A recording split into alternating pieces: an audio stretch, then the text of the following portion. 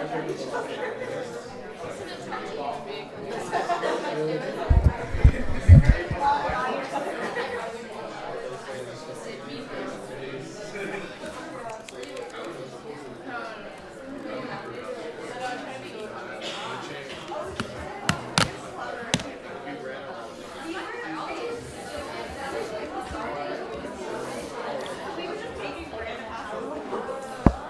see.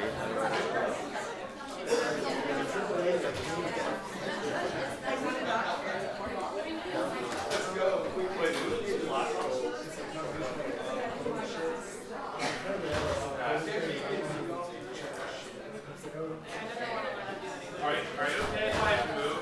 Is this one of yours? Yeah, sorry. Do you mind if I like move it back here?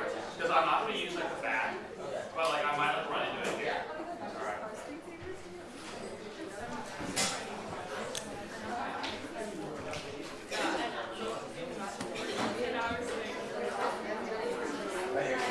Yeah, right there's fine.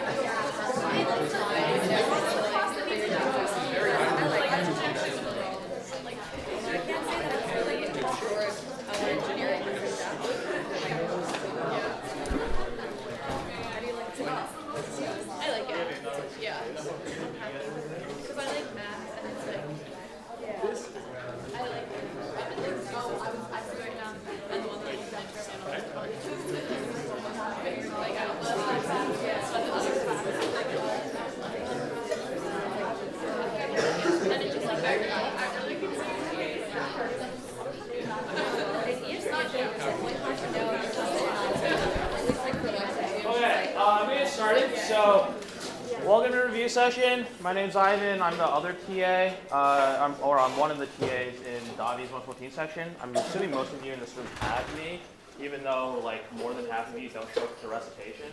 That's fine. So today I said in the email that I was going to split this up into two sections, right? The first section was going to be like a lecture almost of sections 4.4 and 4.5. And when I was prepping, I realized that we do so many examples in these two sections that it might run a little bit more than like an hour. So, and then the second half will just be some prepared problems, which I don't think should take too long. I think this first part is going to take a lot longer than the second half. And I think mainly because like I've seen the midterm, the stuff on the midterm, like the first part's like kind of easy, referring to like the previous stuff. So.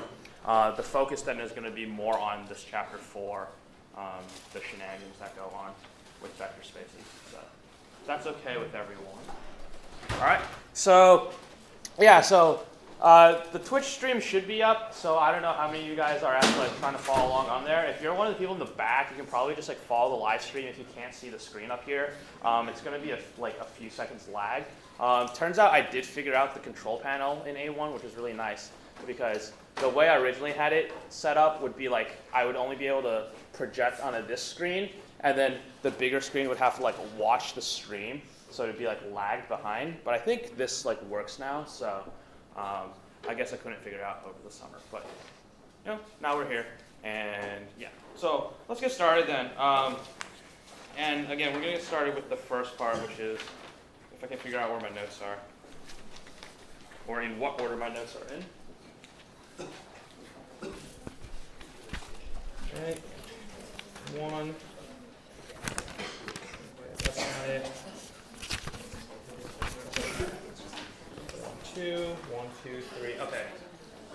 So let's start off then. And we're going to talk about sections 4.4 and 4.5.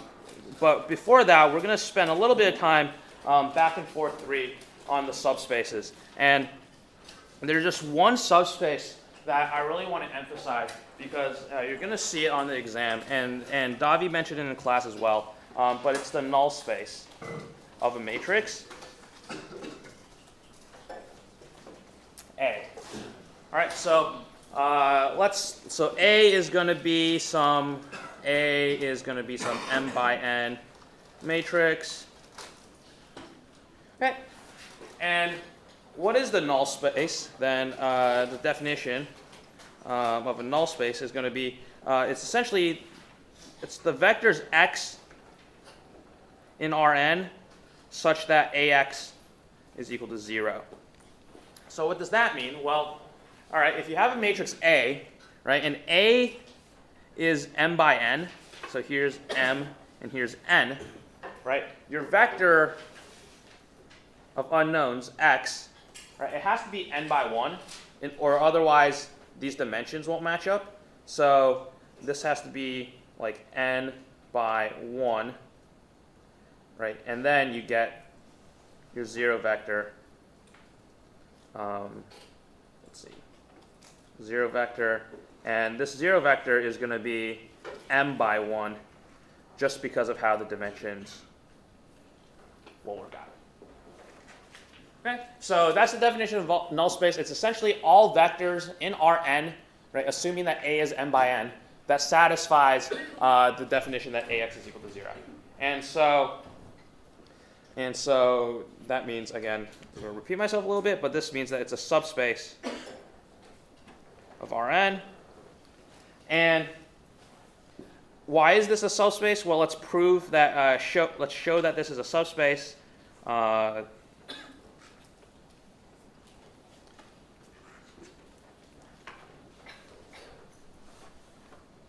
so we want to show that the null space is a subspace. And so what are the 3 conditions that we need to show when we come to subspaces? 3 conditions. Closed under addition. Closed under addition. Closed under scalar multiplication. Scalar mult, and one more? Yeah. Contains 0. Yeah, it contains a 0 vector. So let's do then close under addition first. Close under addition. And, okay, so we're trying to show that these x's, right, are going to be part of the subspace. So these vectors form the subspace. And in this case, then, x will be, let's see, colors don't look too good. Okay, so x is going to be a general element in my set. Right, Rn is the bigger subspace, bigger vector space that my set is contained in, and then Ax equals 0 is going to be the condition on my objects in my set. All right, so what I want to do then to show that this is closed under addition is that I want to choose of 2 vectors, x1 and x2, and this is going to be then a subset S, let's call it. So we're going to pick 2 vectors, x1 and x2 in S, and the goal then is to show, all right, WTS stands for wants to show, so we want to show that x1 plus x2 is also in S. Okay, and so given that we already know x1 and x2 are in S, we want to show that their sum is in S. And so how do we do this? Well, how do we do this part right here?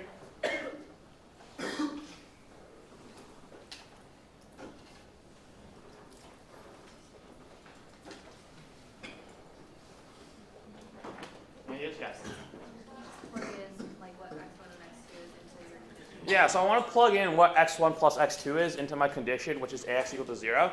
So I want to see if A times this quantity x1 plus x2 I want to see if this is equal to 0 or not.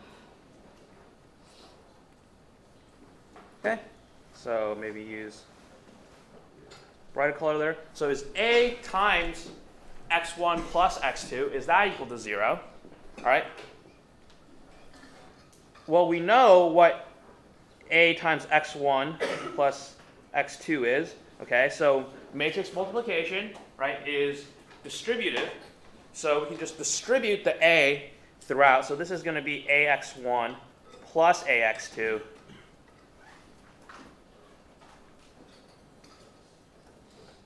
All right, but what is x1? Oh, what is ax1? It's 0, right? Because x1 is in the set. And remember, the set is the set of all vectors such that ax is equal to 0. So this first term is going to be 0. And what is ax2? It's also 0. So we're going to get 0 plus 0, and that's 0. So we show that ax1 plus x2 is equal to 0, which means then that quantity itself, x1 plus x2, is n s. Okay, so we've showed closed under addition. Second part, then, is to show closed under scalar mult. Okay, and so to show closed under scalar multiplication, we do a very similar thing to showing that it's closed under addition, except instead of taking two vectors in S, we're going to take one of them, and then we need to take some scalar in my vector field, in the field that I'm over. So I'm going to pick x1 in S, and then I'm also going to take some constant k, which is in R. And so R is going to be my the field of real numbers, and so we're dealing with real vector spaces.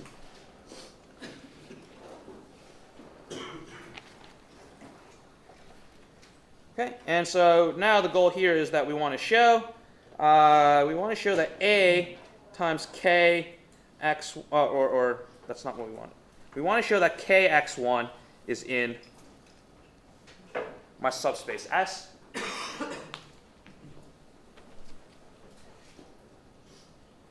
And so how does this work? Well, that means A times the quantity k1, or kx1. You want to see if this is equal to 0 or not. And so now A times kx1 is equal to, we're going to pull the k out in front because we can do that with scalars. All right. Now this is k times ax1. And then, again, what is ax1? 0, right? Because again, x1 is in my set, and if x is in my set, then it satisfies the condition. So this is 0, and so this is equal to k times 0, which is 0. Okay, so, and that means that kx1 is in my set. And the last thing I want to show is that the 0 vector exists all right, and so what is the 0 vector? Well, I need to check that A times 0 is equal to 0. And that's just obviously true, right?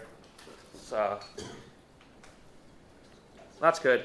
And so therefore, what have we shown? Well, we've shown that the null space is a subspace, I guess I should say, of Rn, since my vectors are in Rn, of Rn.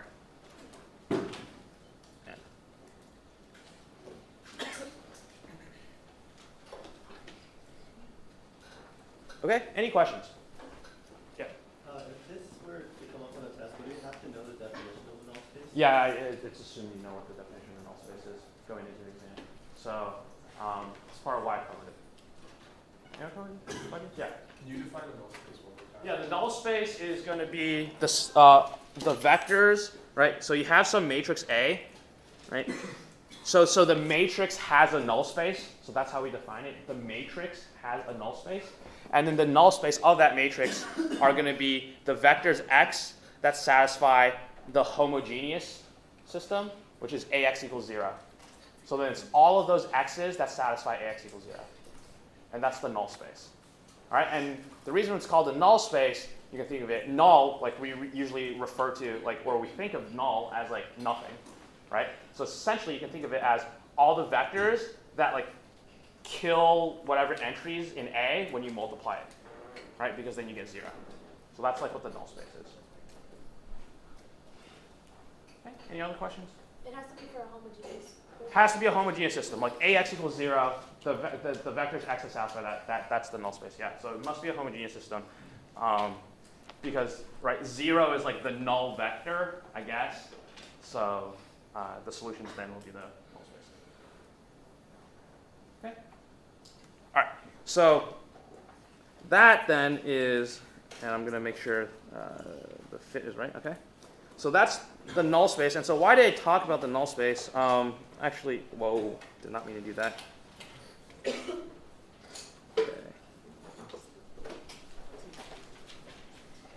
Okay, so let's take some, let's look at some examples of null spaces then.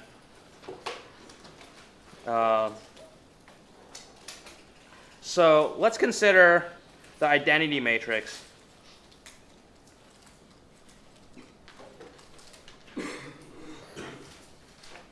All right, and let's just look at 1, 1, 1. All right, so what is the null space of the identity matrix? And this is IN or I3. So we want then the null space of I3 is equal to the vectors X in R3. Right, because again, it's an Rn, and n is the number of columns that we have. So that's vectors X in R3 such that I times X is equal to 0, or I3 times X is equal to 0. So then we have 1, 1, 1 times some unknown is equal to 0. So here's I3, here's your X vector, and here's the 0 vector. Okay, and so we want to solve the system of equations. And I mean, this one's very easy because I made it that way. But, right, to solve the system of equations for x1, x2, x3, there you go. And, well, this last row tells me that x3 is equal to 0. The second row tells me that x2 is equal to 0. And the first row tells me that x1 is equal to 0, right? And then so here is my null space of the identity matrix. Okay, let's look at one that's not so trivial. Null space of A, which is going to be this matrix, 1, 2, 3, going down the column, 4, 5, 6, 7, 8, 9.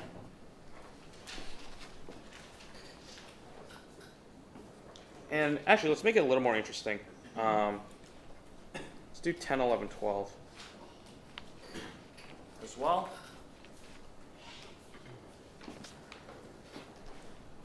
All right, so again, null space would be the set of vectors X in R what? R4. 4, right? N, right? The number of columns. So X in R4 such that AX is equal to 0. All right, so then we set up the system, the augmented matrix, which is our system. 4, 5, 6, 7, 8, 9, 10, 11, 12, 0, 0, 0. Okay, so we reduce this, 1, 4, 7, 10, 0. And the way I reduce is I always try to like expose my pivots. So I'm going to 0 out the 2 and the 3 in the first column. And what is that? So this becomes 0, -3, -6, -9, 0. And this bottom one becomes 0, -6, -12, -18, 0.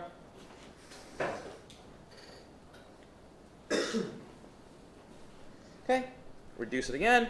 1, 4, 7, 10, 0, -3, -6, -9. I mean, it's clear that the last row is a scalar multiple of the second row. So we're just going to kill it. 0, 0, 0, 0. And then we're going to divide the second row by 3, or -3. Oops. Can't read my own handwriting. 0, 1, 2, 3. Oops. 0, 0, 0, 0, 0, 0. Okay, so now we've got it in row echelon form, right? We've got our leading ones, and so now we need to find the solution to the system. Well, this is a pivot column. That's a pivot column, right? And then I have 2 free columns. Free, free. And okay, so I have 2 free columns. Kind of annoying, but what are you going to do? So now we're going to have x1, or we can't really do that. So this last row tells me that 0 is equal to 0. Fine, great. Like, we need that. The second row tells me then that I have x2 plus 2x3 plus x4 is equal to 0. All right. But I need to know what x3 and x4 are. So since this column corresponds to x3 and the last column before the augment corresponds to x4, I need to give them names since they're free variables. And so let's just say x4 is equal to t. Okay. And then x3 is equal to s. Oh, didn't write that in.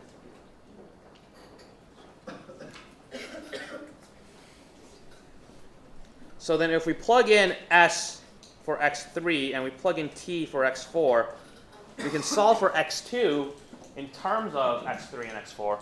And so now we get x2 is equal to -2s minus t.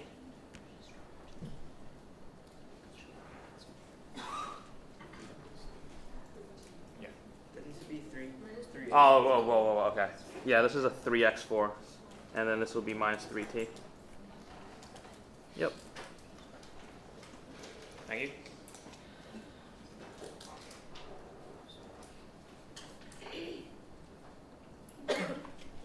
Okay, and then this first row, well, okay, so you get, actually we're going to write row 1 down on the bottom because it's going to get kind of messy. So row 1, I get x1 plus 4x2 plus 7x3 plus 10x4 is equal to 0. And so I get x1 is equal to -4x2 minus 7x3 minus 10x4. And, all right, so this is -4 times x2, which is this thing. So -2s minus 3t. Minus 7x3, but x3 is s, so that's minus 7s. Minus 10t. So this is 8s plus 12t minus 7s minus 10t, which is s plus 2t.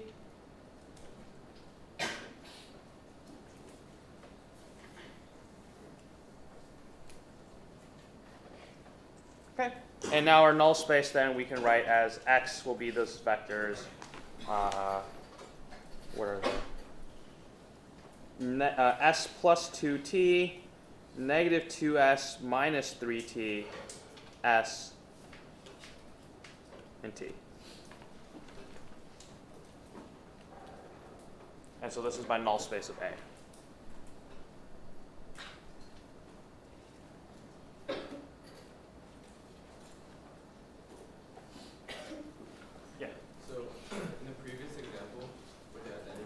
Yep. Null space would only be the 0 vector. Exactly. Yeah, it's only the 0 vector. Okay. Can you scroll back up to the how you reduce the first step? Yeah. So, so you want me to explain how to reduce the first step? Yeah, just yeah. So I always, so I guess in my recitation, I kind of just take this for granted now because we do this all the time, but different people like reduce differently. So I have my leading one up here, okay? So what I want to do then is I want to make 2 and 3. I want to make these entries 0, and then so that's just the next step. Yeah. What if, like, what's the difference of writing it as that, or you just write like you pull out s and you do 1, -2, 1, 0. Right. So that kind of leads into my next question. Was that so we're gonna get to span in a little bit, but I have vectors that span my subspace or span my null space here. Can anyone identify which 2 vectors span this null space? Yeah, David. Sorry, can you repeat that a little louder? X is equal to S and X is equal to 2. Well, x is equal to s. S is just a scalar, right? S is just some parameter. So x is equal to s would just mean x is equal to a scalar, which isn't quite right. Yeah. -3x2 minus 6x3 minus 9x4 equals 0. I guess I want vectors. I don't want planes. I want 2 vectors. Yeah. It's just s times 1, -2, 1, 0. That vector. Yeah. And the second vector is 2, -3, 0. Right. So we'll get to this a little later as well. But if we write it as s times 1, -2, 1, 0, right? Are we okay with that part? Right. We have the parameter s, right? And then there's some coefficients in front of the s's, right? So there's a 1 in front of this s, a -2, and a 1. All right. So I'm just pulling out an s. And then I have that. And then I'm going to add it to t. And what's like the vector that's going to be multiplied by t? Yeah, so 2, -3, 0, 1. Okay, so I kind of have, so what's going on right now is that I have a parameter, s, right? But s is just a constant, right? S is a constant. I have a parameter t multiplied by another vector, but t is just a constant, right? So then we say that the vectors that span this subspace are going to be these 2 vectors, all right? Then just ignore the constants in front, but these 2 vectors span my null space. So then we say that the null space, so the null space of A, we can also write this as the span of the vectors 1, -2, 1, 0, and zoom in on this. 1, -2, 1, 0, and 2, -3, 0, 1.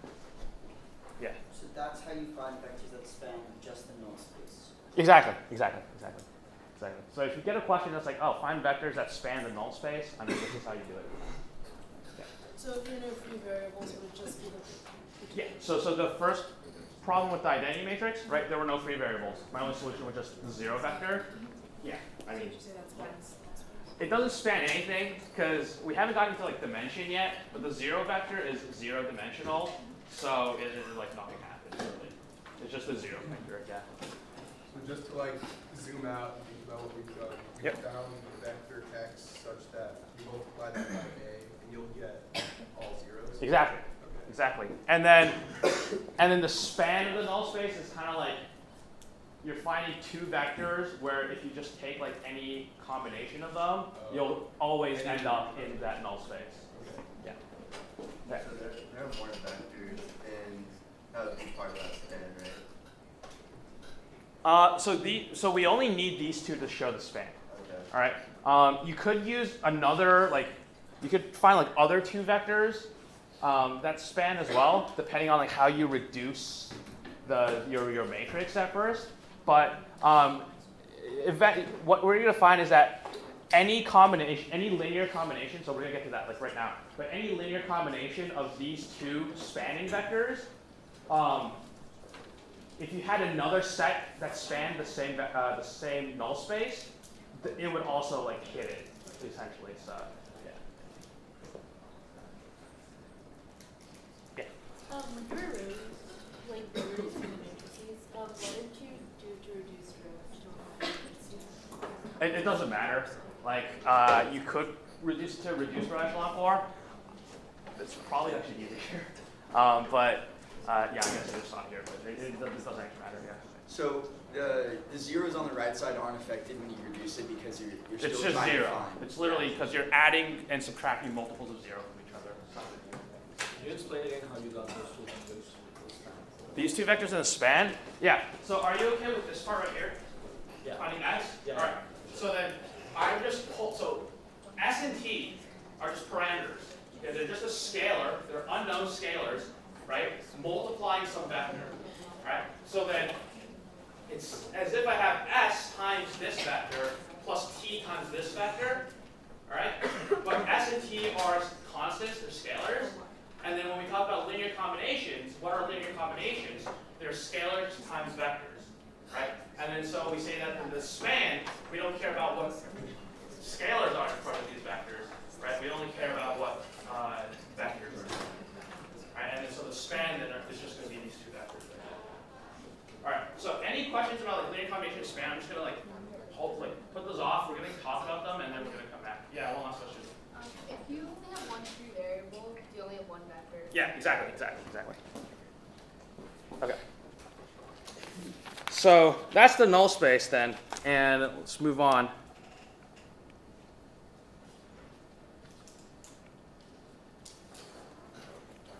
Okay, so let's talk linear combinations.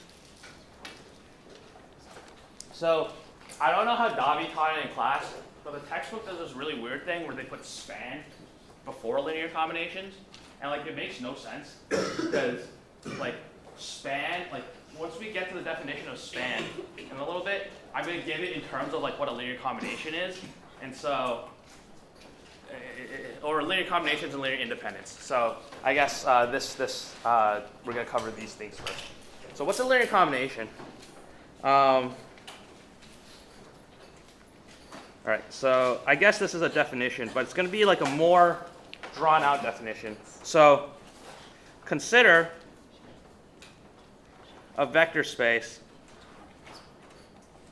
and let's call it big V. All right? And then what we want to do is we want to take some elements, or really vectors, but my recitations know that I don't like using the word vectors. So we're going to take some elements from this vector space, which are v1, little v1 through little vk inside big V. All right, so these are elements actually inside that vector space. And then you want to take scalars, and so we'll call them C1 through CK. And the scalars are going to be in R, since we're going to talk about real vector spaces.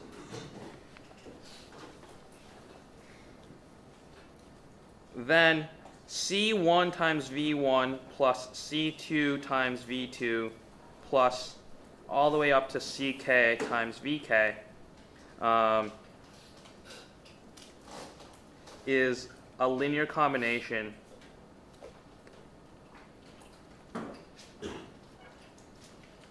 of V1, V2, all the way through VK.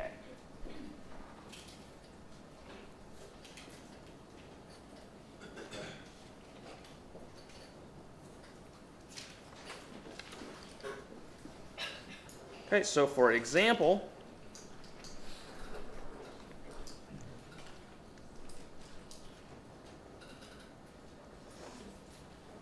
the vector 4, 3, 5 is a linear combination. I'm going to do a lot of abbreviation with linear combinations and linear independence when we get to it. Is a linear combination of 1, 0, 0, 0, 1, 0, and 0, 0, 1.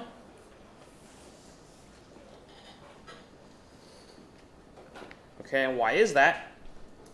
Well, we can write this as 4, 3, 5 is equal to, right, sum C1 times 1, 0, 0 plus sum C2 times 0, 1, 0 plus sum C3 times 0, 0, 1.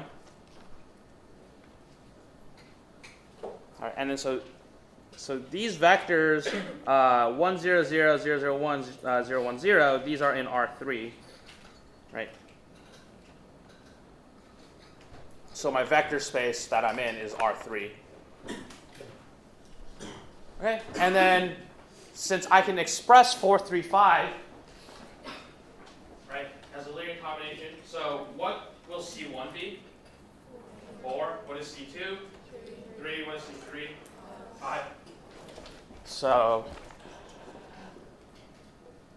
this is really, right, this is 4, this is 3, this is 5. And so we say that 4, 3, 5 is a linear combination of the set 1, 0, 0, 0, 1, 0, 0, 0, 1. Okay, so again, that's the super easy one. You guys can see it immediately what my constants need to be. So let's take another example. Is 151, or I'm going to write it how the book probably would write it. Is 151 a linear combination of -1, -3, 1, and 0, 1, 1?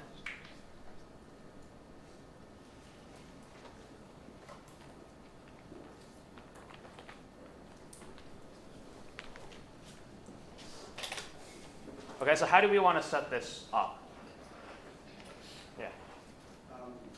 Just like that, we can put 1, 5, 1 here, then left equals C1 plus -1, -3, 1 plus C2 is 0, 1, 1.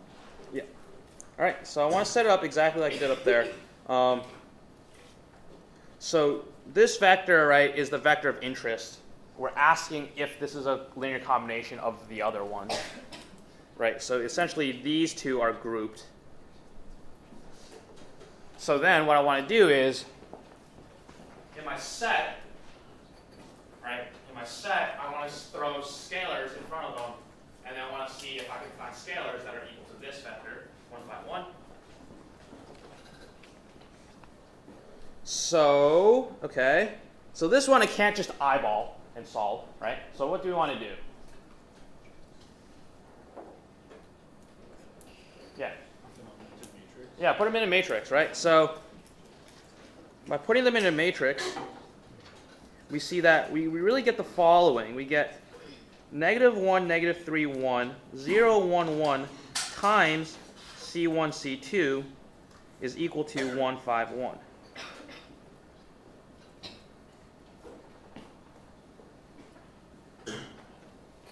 Right? And if you multiply this out,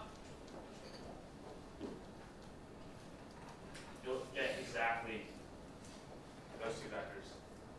The scalars are in front of there. Right?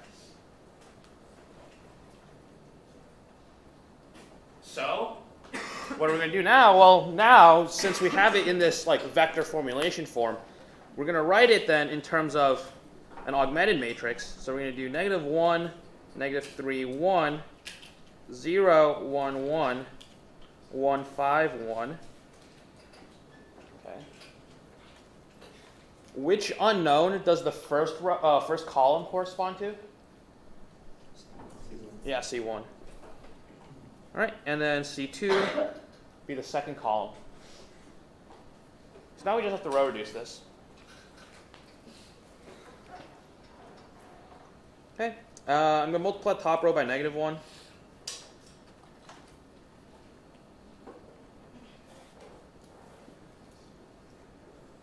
All right, and then the next step is to get some zeros. there. And so get 1, 0, negative 1.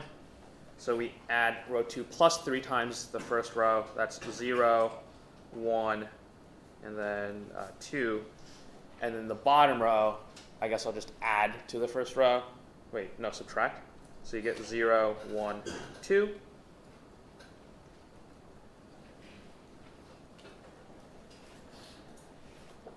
And then this becomes 1, 0, negative 1, 0, 1, 2, 0, 0, 0. Okay. And so we can solve. What is C2? Oh, wait, did I copy this down wrong? No, I didn't. What is C2? 2. All right, and what is C1? Yeah, minus 1. Okay. And so we see that, hey, 151 is really equal to, right, negative 1 times this first vector plus 2 times that second vector. And if you add it out, it works.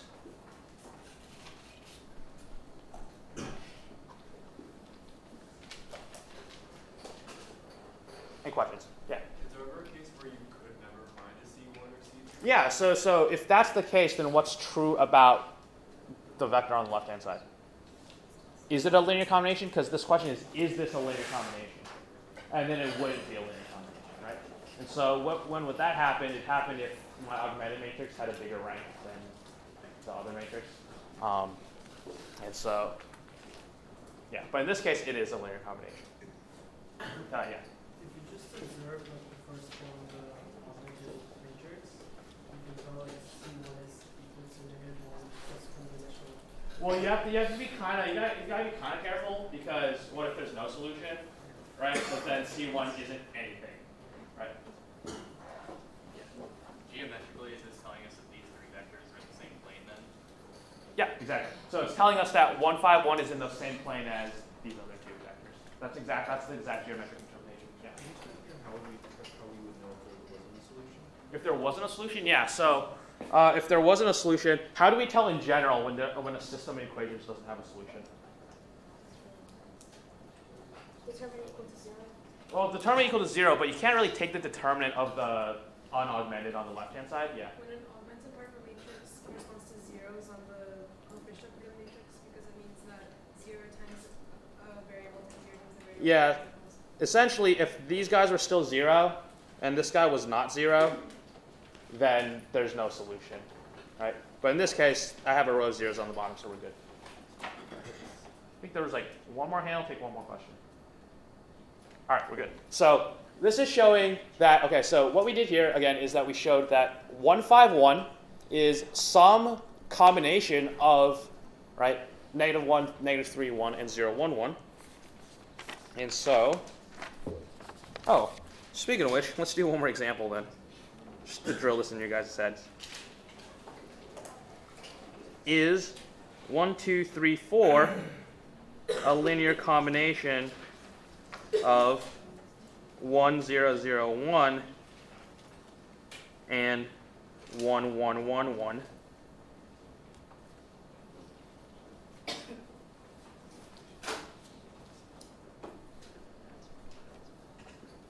Okay. Again, answer to the previous question was yes, and then there's your answer. So this question now, we're in R4. We're asked is 1, 2, 3, 4 a linear combination of these two. All right. So again, we want to see is 1, 2, 3, 4 equal to C1 times 1, 0, 0, 1 plus C2 times 1, 1, 1, 1.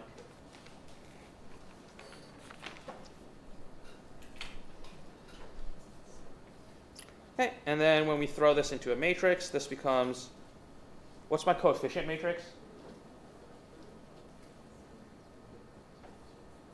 C1, C2. Not C1, C2. Coefficient matrix. What did I do up here to throw this into this? 1, 1, 0, 1, 0, 1, 0, 1. Yeah, exactly. So I just take these columns and just throw them into the columns. So 1, 0, 0, 1, 1, 1, 1, 1. Okay, and then again, this is equal to 1, 2, 3, 4. This is equal to C1 times, whoops. Here is C1 and C2. All right, again, multiply them out. You'll get exactly. These two are equal to each other. All right, and if you're not comfortable with this, get comfortable with that, because literally everything from here on out, like, that's how you set these problems up. Okay. Which means that now I can throw this into some augmented matrix, 1, 0, 0, 1, 1, 1, 1, 1, and then I want it to equal 1, 2, 3, 4. Let's try to line the rows up a little bit.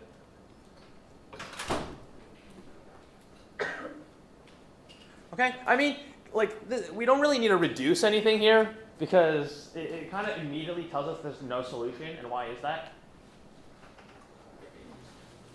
Yeah. If you try to like make like a 0 with the last row, like they're equal with the first row, so Yeah. you use yours, but like if you look at you get a constant on the other side. Right, exactly. So if you do any type of row reducing at all, you'll like kind of like just be left with a row of zeros on one side, and then right. So if I do this last row, right? If I kill the last row, if I try to kill the 1 in the last row, I end up killing the entire vector here. But I still have this 3 left over, and this is telling me that 0 C1 times plus 0 C2 is equal to 3. You also see that like C1 equals 2 and C1 equals 3. Not C1, but C2. Oh, C2. Yeah, exactly. So that was more of what I was going for, but yeah, immediately from the second and third rows, right, you see that C2 equals like 2 and C2 equals 3, and that you're getting conflicting values of C2, and you can't have that either. Okay, so then this one, there's no solution, so it's not a linear combination.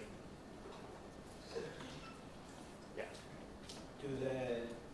Does the solution have to be real number, or can it be a parameter? The solution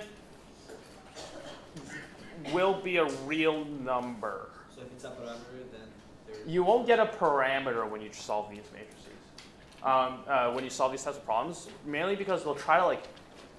So right here, like it's almost like it's really hard for us to get like a free variable, right? Because we have. I guess what I'm trying to say. We have more equations than we have unknowns, right? Like my matrix is like taller than it is wide. And so usually when you're checking linear combinations, you don't have to worry about like parameters. You want to see if like a real value C exists. Can the constants like C1 up to CK equal 0? So like No. So in general, like constants. Wait, hold on. Can the constants be 0? That's actually a good question. Yes, in the sense that if I said like let's see like you don't even have to write this down, but let's say if I asked you if 1, 0 is a linear combination of 1, 0 and 2, 0. Right? I just take 1 times 1, 0 plus 0 times 2, 0. That's fine. But like it's really like a trivial case that won't come up that often. So if let's say I'm solving a problem on the test, right? I get like 1s in the left column and I get 0s in the augmented part. So I get my constants are 0. And do I consider it a linear combination or not a linear combination? I think technically yes. I want to say that so for most of the time you won't get 0 constants, and so I'll need to get back to you on that actually, because I'm pretty sure that the definition of linear combination, I'm not sure if it restricts C being 0 or not. So that's I'll have to get back on that. Okay, so we've seen 3 examples. So we've seen of what happens when it is a linear combination. We've seen when it's not a linear combination. All right. So 1, 2, 3, 4 is not a linear combination of zeros of these 2 vectors right here. And so we can also say then that we can say that 1, 2, 3, 4 is linearly independent from 1, 0, 0, 1 and 1, 1, 1, 1.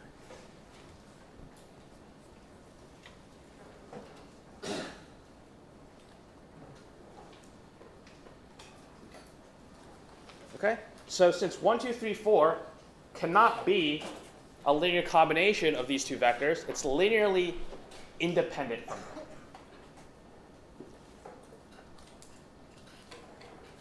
Which now brings me to linear independence definition. All right, a set of vectors v1 through vk is linearly independent. All right, again, I'm abbreviating. If none of v1 through vk can be written as a linear combination of the others. All right, so if I put these three vectors on the screen into a set, right, we won't be able to make any of them like a linear combination of the other ones. So then we say these three vectors are linearly independent from each other. Okay, so that's what linear independence means. Yeah. But aren't you just checking if the vector on the left is a combination of? Right. So if it's not a combination, then it's independent. Yeah. Right. So and that's all of them are independent. So. Like, what about those two? So those two are independent because if you just look at them, yeah. right, you have zeros here and you got ones there, and you can't make those work out. But I'm just giving the definition right now, and I'm just kind of like hand waving saying that these three are linearly independent because I'm just taking for a given that like it doesn't make sense if I made those two vectors linearly dependent because then the only vectors that they could like hit would just be like multiples of them. Okay. Right. So yeah, so that's the definition of linearly independent. It's a little different from the one you get in class. I think this one's easier to see, right? The one you get in class, it also makes sense. So here's the equivalent definition.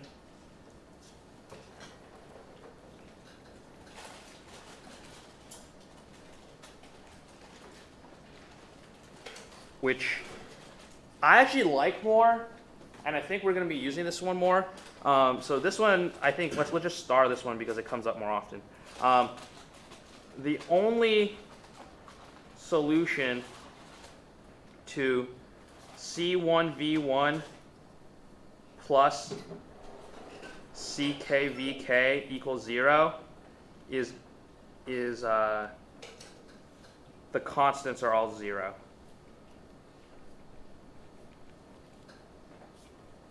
And it's really important to underline only like many times.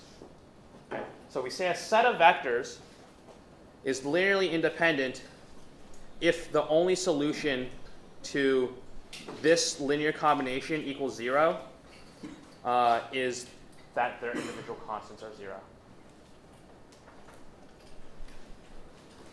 Okay, so what do I mean by this? Okay. Example are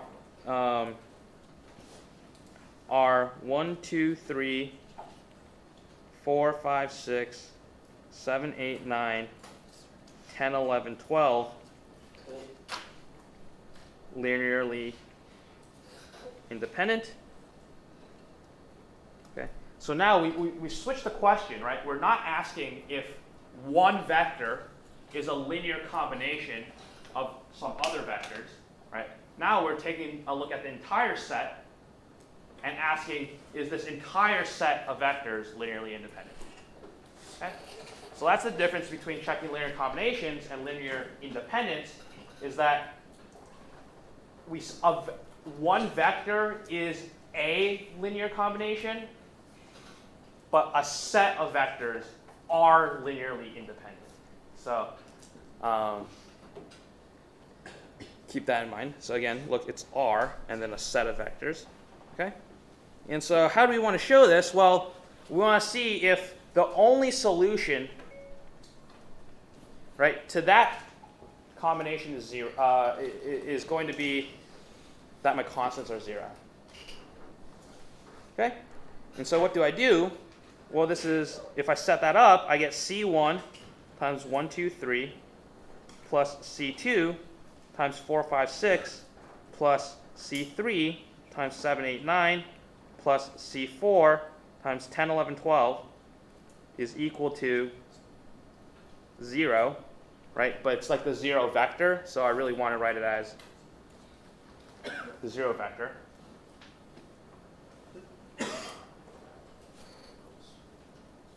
Okay. Let's make that left-hand side, let's make it a matrix, right?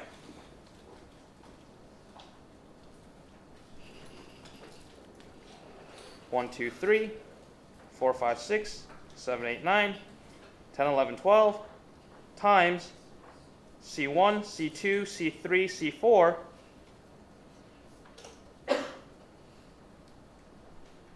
is equal to 0. Okay, so now we have to solve for C1, C2, C3, C4. Right, those are my unknowns. Okay? And they have to be all 0 in order for these vectors to be linearly independent. Does that make sense? So we have to solve this system of equations right here. Okay?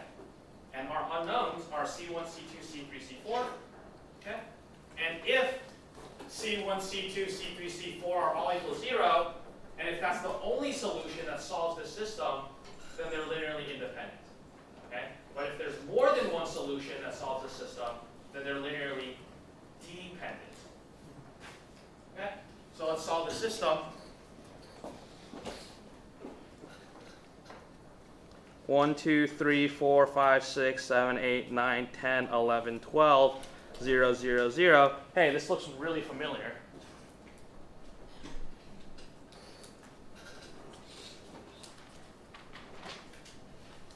Where did we do this already?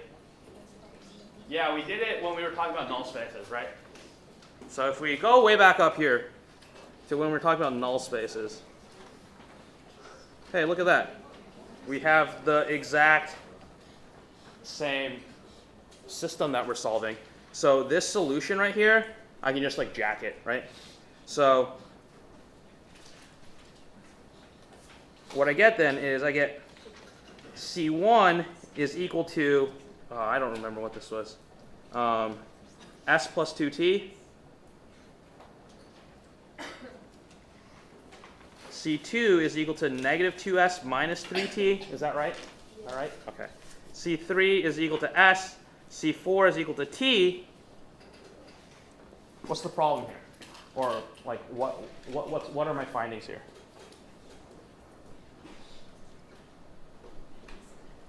How many solutions do I have for C1, C2, C3, and C4? An infinite number, right? I can make C3 and C4 literally anything, right? And then C1 and C2 would adjust accordingly, okay? So, right, the 0 vector, if I let s equal 0 and t equal 0, okay, then C1 and C2 will also be 0. So I have 0, 0, 0, 0. That is a solution, right? That is a solution to the system of equations. But the problem is, it's not the only solution. Okay? I can have infinite numbers of C1, C2, C3s, and C4s that would satisfy this. So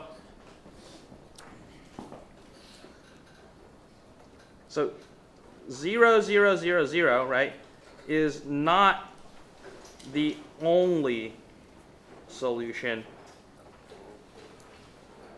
And so when we answer this problem up here, are they linearly independent?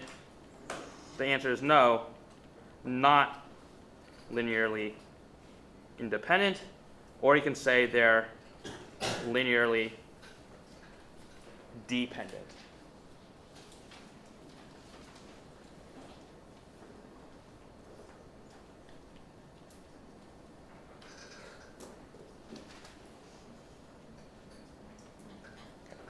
Any questions? Okay. So since we use like the zero vector for this, like how does so does this It's exactly what it is. We literally that answer is the null space answer, right? I literally just copied it from when we were calculating the null space of that matrix, right? So essentially, it says that if my coefficient matrix that I make up, right? If this matrix right here that I make up from my set, right? If it's null space, is it the trivial null space? Right? If it's something else other than just 0, then those vectors are linearly dependent. Right? So yeah, so that's a way to think about it, is if my null space is trivial, it's just 0, right? Like we did with the identity matrix, right? Remember that. Then the identity matrix, then each column of the identity matrix is linearly independent. Right? It makes sense because that's what the identity matrix is. Yeah. If you have more vectors than the field dimension, is it always going to be linear dependent? Yeah. So right here I have 4 vectors in R3, right? I have 4 vectors in 3-dimensional space. Okay? Well, then one of them always has to be a combination of the other 3. Okay? So that, but we hadn't really gotten to that yet because like you technically cover that in dimension, but you guys haven't gotten to that, so don't need to worry about that yet. Yeah. geometrically, what does that? What does this do? What does this mean? It just means that these 4 vectors, they lie in, they're not all at least one of them lies in the plane spanned by another 2. So yeah. How does that relate to eigenvalues and eigenvectors? Eigenvectors? We're not there yet. I'm just asking because that was another class, we had to prove that eigenvalues were linearly independent. Eigenvectors are linearly independent. That's true. So it's just by construction, how eigenvectors become linearly independent. You have to because, okay, this is a complete tangent, but eigenvectors, when you diagonalize a matrix, right? You need it, or when you calculate the matrix, or when you diagonalize a matrix, you need an invertible matrix, right? If they're linearly dependent, it determines 0, so you can't invert that matrix of eigenvectors. And so that's why they have to be linearly. Yeah, that's another. All right. Any other questions? Okay, so wait, there was one hand. Okay, never mind. So so that's linearly independence. Let's see. Okay. So there's another way. Another way we could have done this. Actually, no, there wasn't. So how about we look at this? Is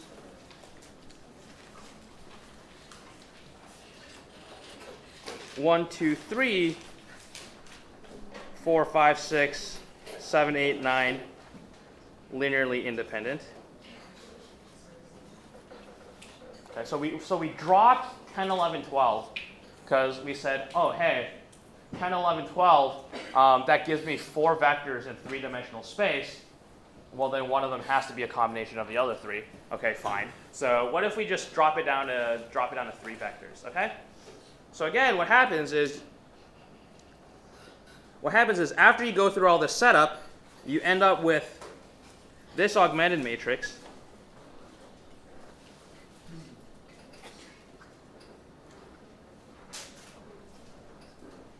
Okay. And how do we know then that? How do we know if the solution to this augmented matrix is going to have one solution, no solution, or infinite numbers of solutions? Yeah. The determinant, right? Okay. So the determinant of 1, 2, 3, 4, 5, 6, 7, 8, 9, if it's 0, what does that mean? Infinite solutions, right? Because I have the homogeneous equation system, okay? So we actually see that, so the determinant of this is 0, all right? And because ax equals b, right, or where b is 0. So this is the homogeneous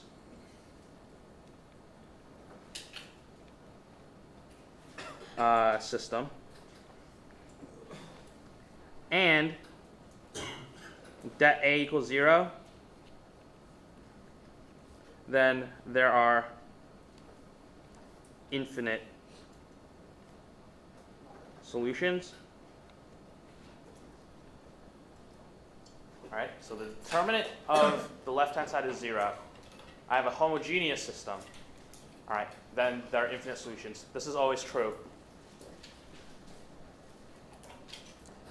So what does this mean? This means that there are infinite values that C1 and C1, C2, and C3 could be.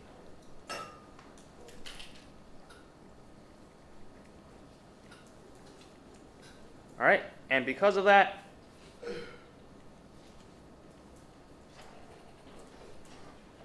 these three vectors are not linearly independent. Yeah. Sorry, but how do we know it's a homogeneous system? Right hand side is 0. The Okay. B vector is 0. That's homogeneous. Yeah. Like, since we already did the example above, wouldn't you just have to not have the fourth column since you still have that row of zeros? Yeah, I mean, yeah. I'm just showing in this example that when you want to see if a set of vectors are linearly independent, right? And it's possible to calculate the determinant of this matrix right here, because in the example above it wasn't possible to calculate the determinant.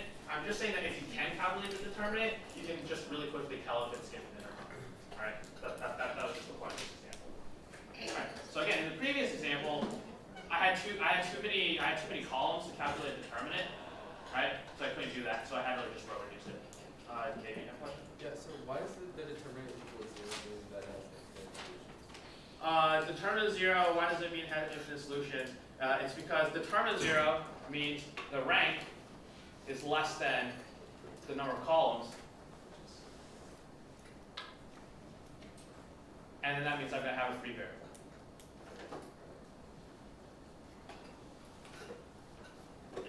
So if B vector wasn't 0, then the left-hand side. Well, if the B vector wasn't the 0 vector, we're not checking linearly independent vectors, right? So that's just a completely different question than what's going on.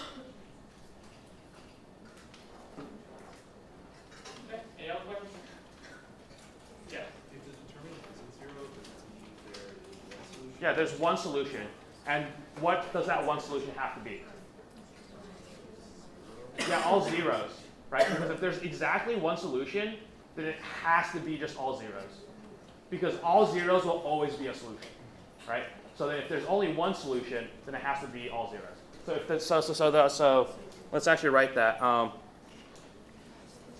If det is not 0, then only one solution, C1 equals whatever equals 0, and that means it would be linearly independent. That's that is if the determinant is not 0 and B is 0. And B is 0. Yeah. So it's just for this example right here. Yeah. So we can put that. Determinant 0, how can you tell if there's infinite solutions or no solutions? On the right-hand side? Well, the right-hand side is 0. So that immediately tells us that there's going to be infinite numbers of solutions. So for the inhomogeneous case, when the right-hand side is not 0, read my Piazza post. So I have a post on my Piazza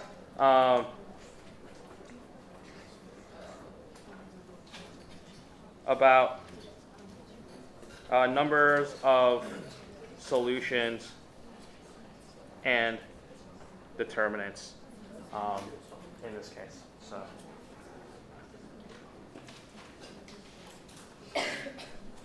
Okay, let's move on from there. Let's take a look at then. So this is like a legit exam level question from your textbook.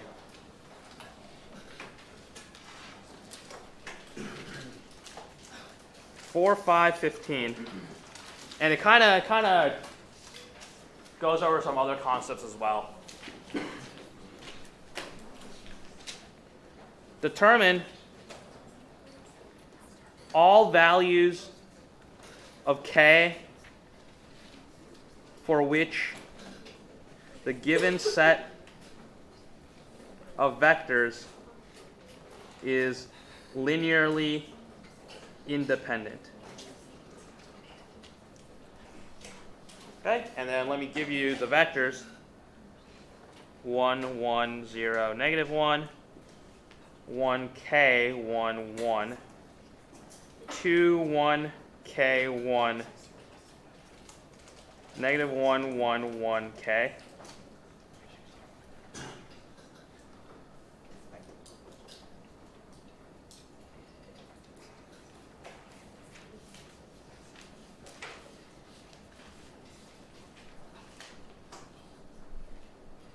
Okay, any ideas how we're going to approach this problem? So we want to find the values of k that give us linearly independent vectors. Okay.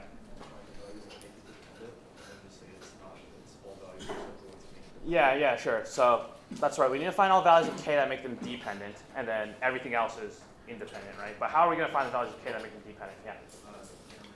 Yeah, the determinant is 0, right? We just covered like a simple example above. So we need to throw these guys into.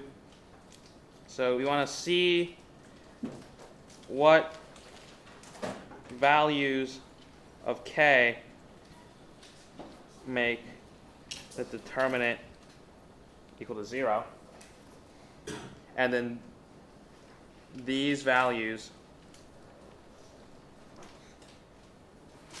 indicate independence or dependence? Dependence. Okay, so let's do that. 1, 1, 0, negative 1. So we really like throwing vectors into columns. Okay, so that should just be something that you default to. 1k, 1, 1, 2, 1k, 1, negative 1, 1, 1k.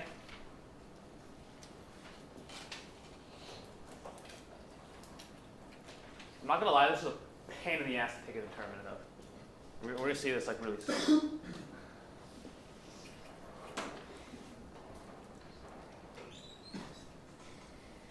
Yeah, okay.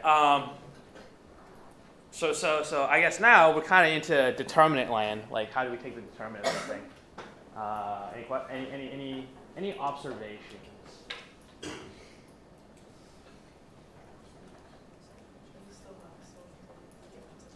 What's probably the easiest way to take the determinant of this guy right here? Any ideas? Yeah. Do a cofactor extension along the first column. Yeah, I mean, yeah, you can do a cofactor extension on the first column. You're still going to be taking like 3 3x3s. Make it upper triangular. Yeah, we can try to make it upper triangular, lower triangular. You kind of get stuck though once you have that k in the second column, right? Because then you're like multiplying stuff by like 1 over k to like kill like the ones in there. Yeah. So what's the way to do this? We're gonna kind of mix. We're gonna mix two determinant methods here. So what I'm gonna do is that I'm gonna zero out these guys. Okay. What does that do to my determinant? Absolutely nothing, right? Because I'm adding and subtracting columns, like rows from another row, right? I'm not like multiplying a scalar. I'm not permuting them. I'm just adding and subtracting multiples of one from the other. So let the first one stay the same. The second one, this is 0, k minus 1, negative 1, 1 plus 1 is 2. All right, and now I have 0, 1, k, 1, 0, 2, 3, k minus 1.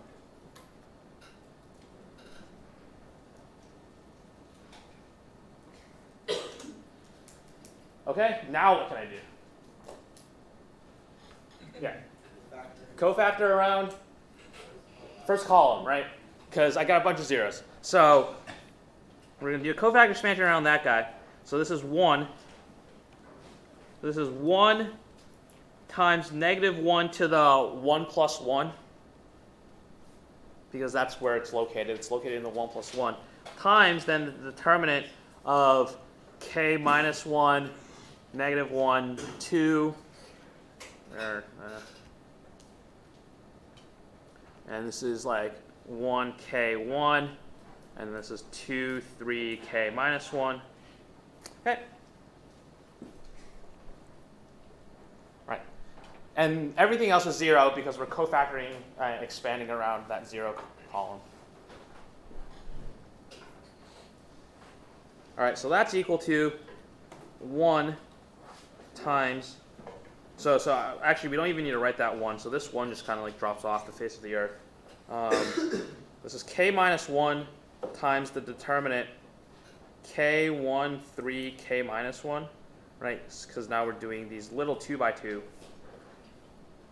expansions, minus -1 times 1, 1, 2, k minus 1, and then plus 2 times 1, k, 2, 3.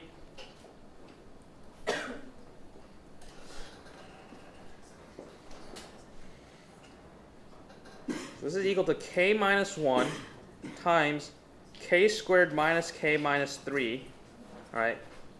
This is plus k minus 3, and then plus 2 times 3 minus 2k.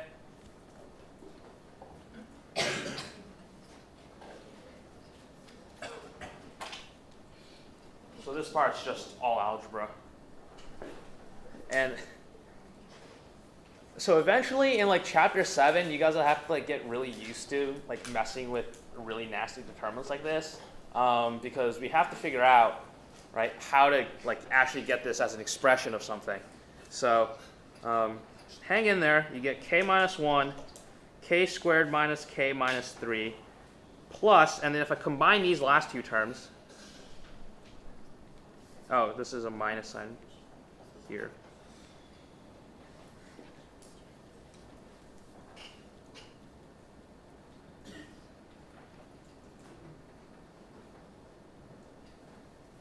All right, and now this is equal to k minus 1 times k squared minus k minus 3 minus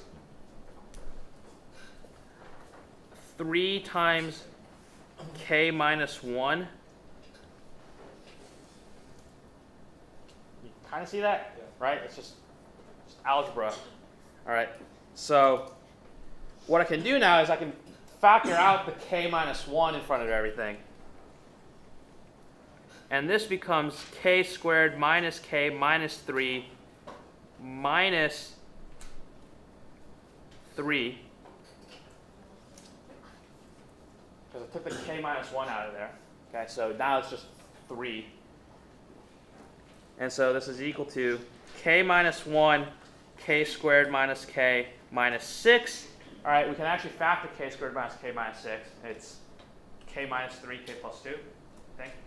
And so k minus 1, k minus 3, k plus 2. And so k is equal to 1, 3, negative 2 would mean determinant is equal to 0.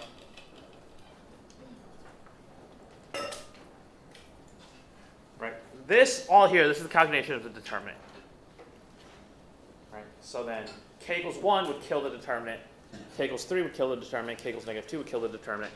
And then, okay, so now we have that. So then, what values of k make the determinant equal to 0? These values indicate dependence. So then it's linearly independent if k is not equal to 1, 3, or negative 2.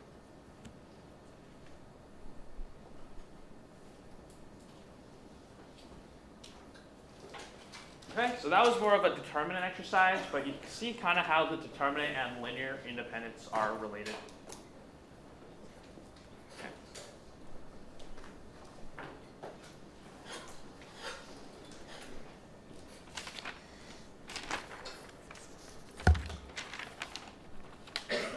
Okay, you know what? It's It's about like halfway through. I'm gonna take a break. There's still more left in this lecture section before we get to problems, because we still have to talk about all of span, and so and then we'll get to actual problems. So we'll take a break. We'll start with span, and then span's like 2 pages. We got through 4 pages, and then we'll get to the problems I have. You have a question? Yeah, quick question. Could you have done it the same way if you hadn't done that row system with the k-1s? Yeah, I mean, you can just take the determinant of this guy, but it's just bad. It's cleaner to... It's much cleaner to do this. How do you know when you should do that? Like if you have a problem So right here, your first column, right? Your first column has numbers in it and no k's. Okay. So I know that I can zero out everything besides the first one right up there. And so that's kind of how I know that, right? Because every other column has a k in it, and so you kind of don't want to like mess with those in terms of like row and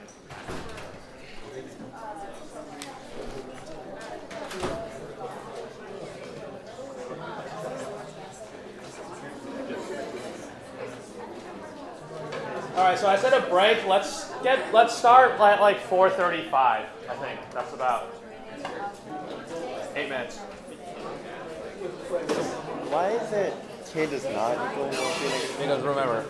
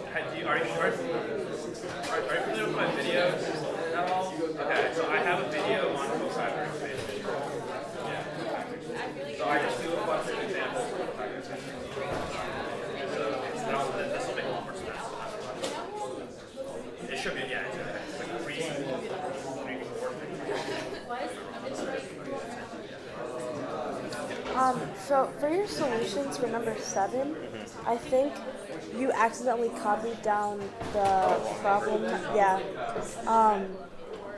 So I just wanted to know, I guess, if this is the right answer, because instead of putting 1, instead of putting 1 here, They just 2. copied that wrong. Wait, does it work out for 2? Yeah, there actually is a solution. Yeah, I think. I think I copied the problem wrong. Yeah. Like, go with what I have in the matrix. Oh, okay. Yeah, So yeah, that's the right answer? Yeah, Okay. that should be the right answer. Yeah, that's just my bad. You know, Okay. send me an email. I have a few things I need to correct. Okay.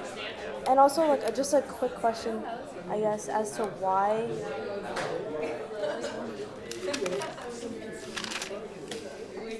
a linear system with more variables than equation has infinitely many solutions. Wait.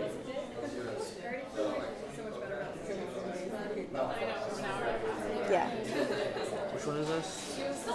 Linear system. With more variables than equations has infinitely many solutions. More variables than equations.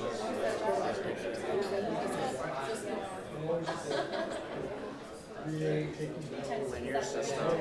More variables. Because you have a matrix that's like super wide, right? And provided that you have pivots in each row, you're going to be left over with X many free variables. Yeah. So, like, but then, what if they didn't all equate to 0? Like, what if it was not like homogeneous? I mean, it doesn't have to be homogeneous to have infinite number of solutions. It doesn't? No, right? You can have solution. You can have like an inhomogeneous system with infinite number of solutions. So what does that mean? That just means I have like, let's say, a bunch of planes intersecting in space, and their common equation is line. Okay. Right? Because then that means that they're infinite number of solutions, but it might not necessarily like be a homogeneous system through the origin. Okay.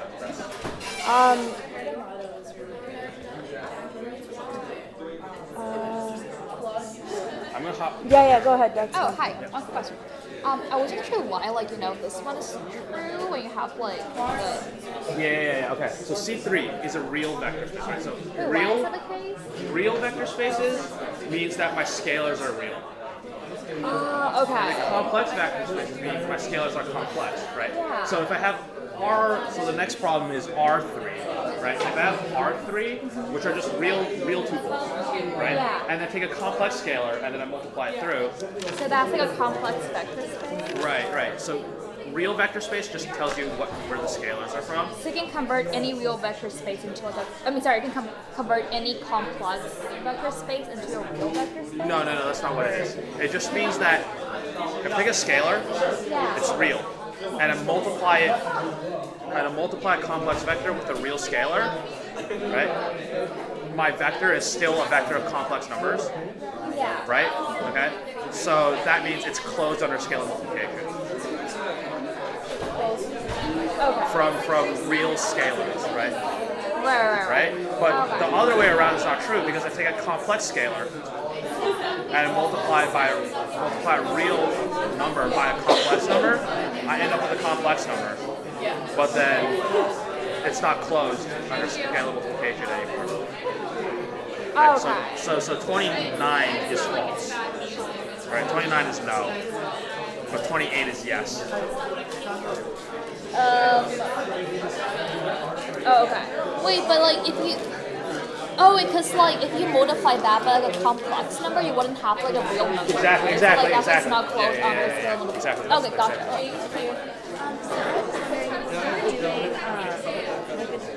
Like basically what the determinant tells you. Is there any case, because I know if it's determinant equals 0, then you're going to get one solution, it's always going to be the trivial solution.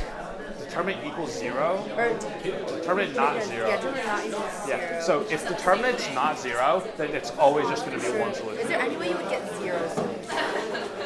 Like I know. No, if determinant's not 0, it's always one solution. Okay, if the determinant is 0, then it's always an infinite. No. Then you have to see if it's homogeneous or inhomogeneous. Right, I'm saying like for the homogeneous. Right, then it's always infinite. Homogeneous is always infinite. So in this case, there's never a case where there's 0 solution. Right, exactly. For homogeneous. And the idea is because you have a row, your B vector is a row, is a column of zeros. So it's always going to be able to be 0. Okay, and then also like just based on like the question you just answered, when we're talking scalar multiplication, we're only considering real vector space. So we never have to worry unless it says complex vector space. If it says scalars are from the complex numbers, then you have to check that. Okay, but he'll like specify. He'll specify. Or I can make sure that that's the case on the midterm because I haven't copied it. But assume real. Okay. So if nothing's written, real. Okay, so you never have to check complex unless it's Hi, so I just wanted to ask, because like you're taking like ESG to what does that mean? Eigenvectors and like eigenvalues. So eigenvectors satisfy this equation like the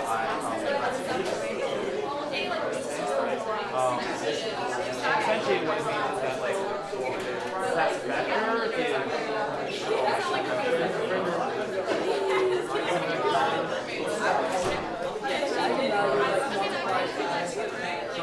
eigenvalues is like how much you express it.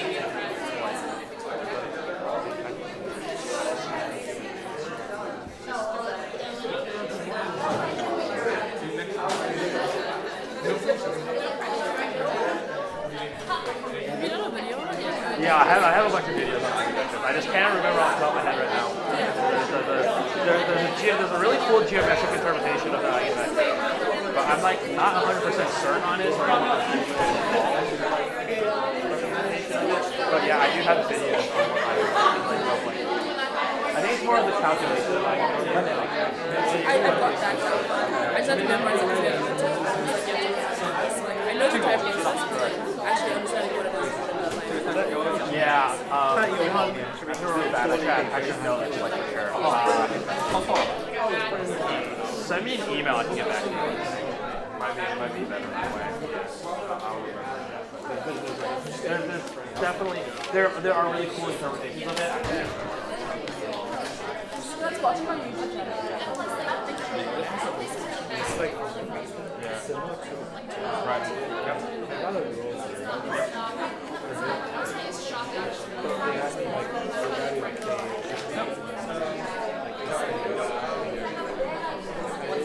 So we did two ways, right? We did the determinant way, and we also did like a scalability row reduction way. So you can do a row reduction way. There's actually a question in the author about this, right? And you actually can just ignore the reason why is because since that row is zero, any linear combination you make of that row will always be zero. You can swap the two. So you can just ignore it and you have to determine it on your right. because you got one more person. Yeah, equation 4 is just huge.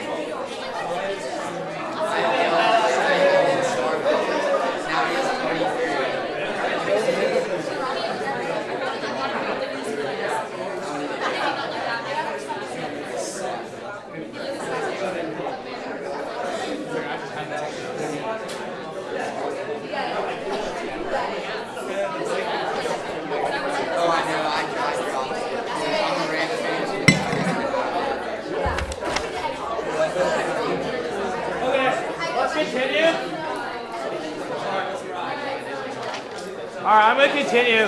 So,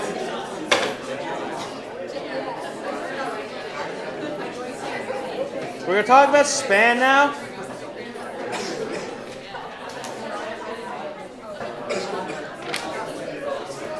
And so, what is the definition of span? So, the problem with span is that it gets used like in so many ways. It gets used like as an adjective, like describing a set. And then it also gets like used as a verb as well. So let's talk about then spanning sets, which is a noun.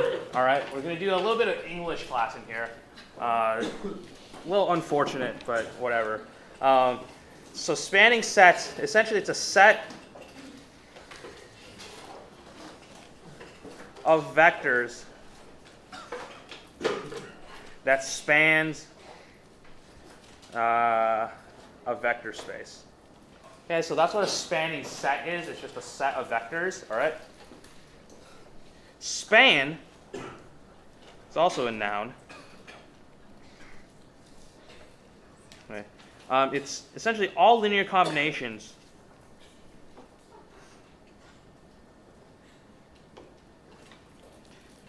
of a set of vectors. So you can think of it as all linear combinations of a spanning set. So yeah, the words are a little. And then if something spans, that's a verb. And this definition is a set of vectors spans a space if every vector in the space can, a set of vectors, we need to call this like v1 through vk, my bad. Set of vectors v1 through vk spans a space if every vector in the space can be written as a linear combination of the set of vectors. All right.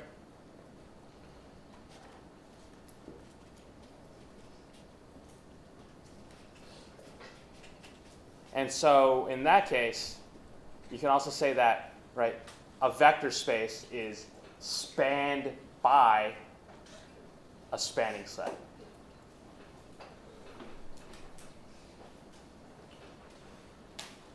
Okay, so this is what span is. This is how I'll use that word span. The word span. Okay, so example. What is the span of a set of vectors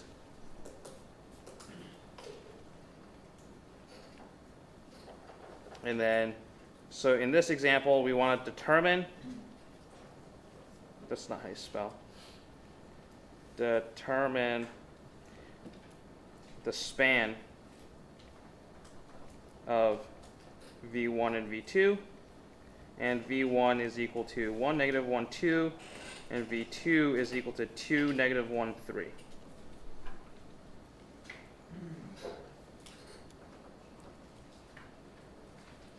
Okay, so what is the span of v1 and v2?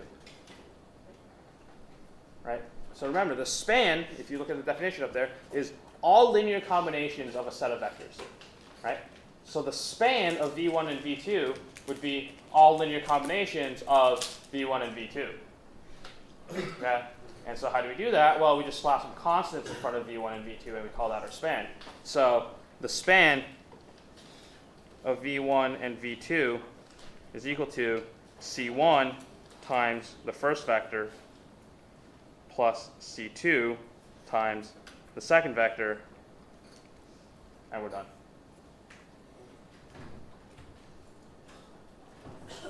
I think someone's locked out. The other doors. Oh, the other door's open? Okay. Well, I guess they're not there anymore.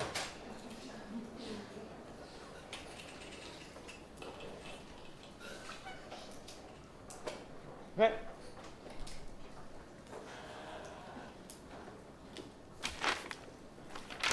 Another example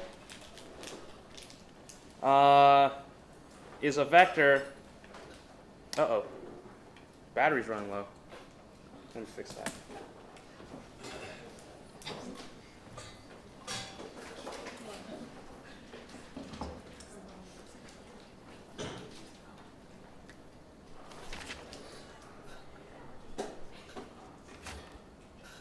All right. Is a vector inside the span of a set of vectors. Okay? And the question is V equal to 3, 3, 4 inside span of 1, negative 1, 2 and 2, 1, 3.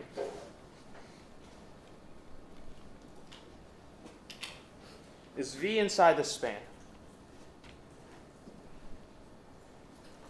What is this question really asking me? Yeah.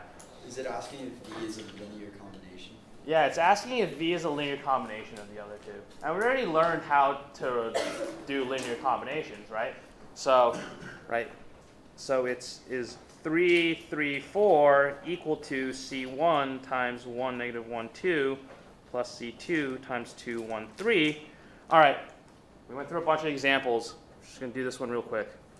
So this is equal to 1, negative 1, 2, 2, 1, 3, right? 3, 3, 4. Oh, and I probably should have written, right, i.e., in other words, is 3, 3, 4 a linear combination of 1, negative 1, 2, and 2, 1, 3. So this is what it's really asking. And then we just do what we did for the previous hour and a half. And this is what 1, 2, 3, 0, 3, 6, 0, negative 1, negative 2. And so do some sketchy row reducing, but that's what we get to. And so we see that C2 is equal to 2, C1 is equal to 1, and so this answer is yes. Okay, so this was literally, is 3, 3, 4 a linear combination of these two vectors, just worded differently. Okay, so that's span. So which is why I don't understand why they teach span before they teach linear combinations. Yeah. C1 equals 1 or negative? It's 1. Oh wait, hold on, negative 1. You're right. You're right. You're right. You're right.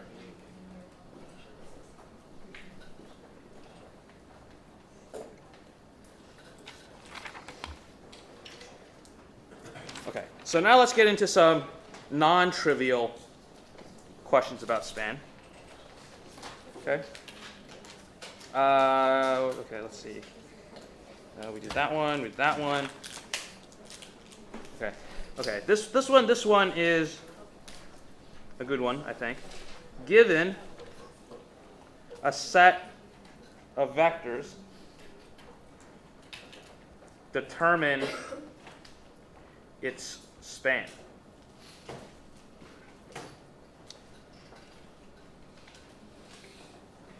Oh, wait, determine if it spans, sorry. Determine if it spans a vector space. So this one's a little challenging. You want to show that a set, show that the set of, erase. Negative 4, 1, 3, 5, 1, 0, 6, 0, 0, or 6, 0, 2.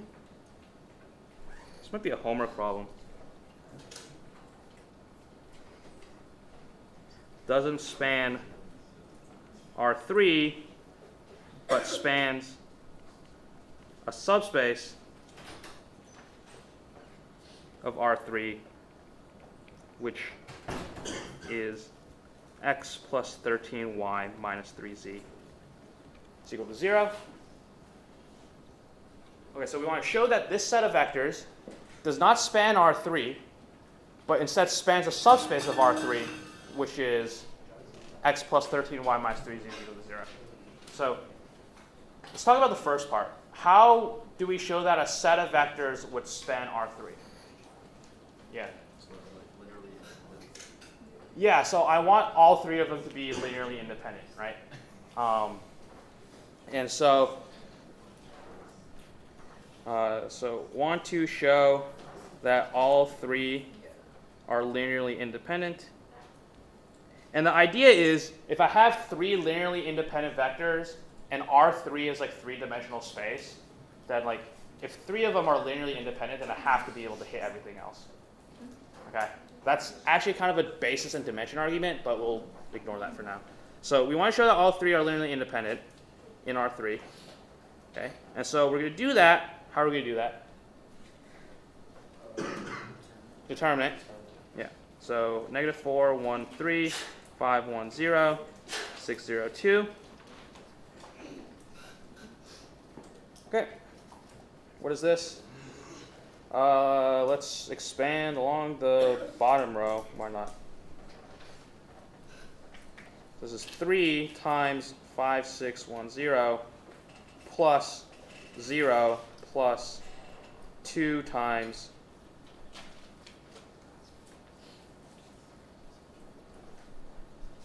negative 4, 5, 1, 1. And that's equal to 18 minus 18, which is 0. So not linearly independent. So it doesn't span R3.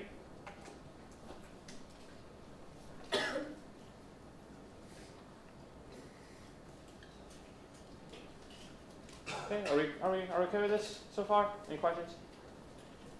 Yeah, Jacob. You get 18 first. Should it be Negative 18. Oh. Okay. Negative 18, and then did I copy this down wrong? Negative 4, 0, 5.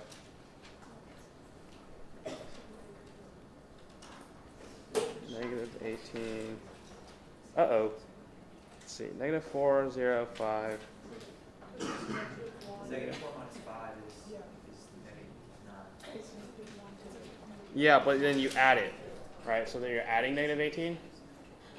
So then you're getting negative 36. But we need to get 0 here. So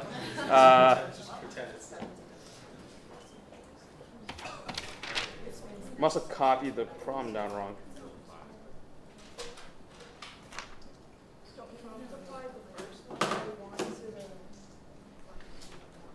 One to the 3 plus 1, so it is positive.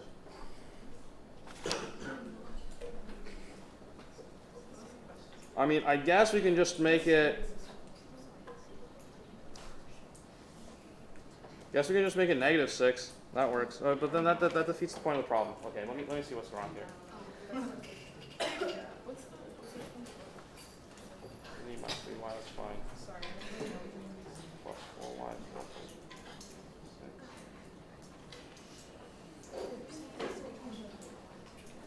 Negative 4, 1, 3. 5.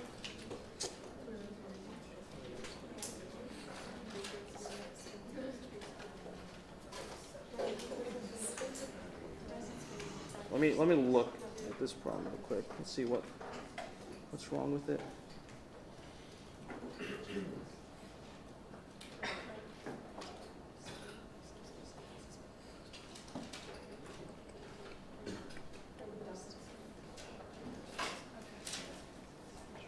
One, 1, 0. I have that, right? 5, negative 6, 1, 0. 3, 6, 2? Oh, I have 3, 0, 2. Okay, that explains it. Thank you.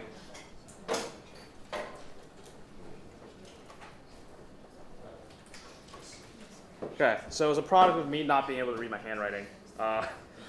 Okay, so does that fix anything? Oh, it changes the 0 in the middle. Okay, so we're not supposed to cofactor span around that. Damn it.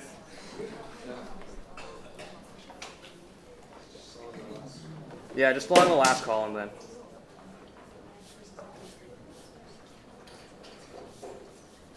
Okay, so we'll expand along that guy. So this is 6 times 1, 1, 3, 6. Pretty sure that's right. And then plus 2 times negative 4, 5, 1, 1.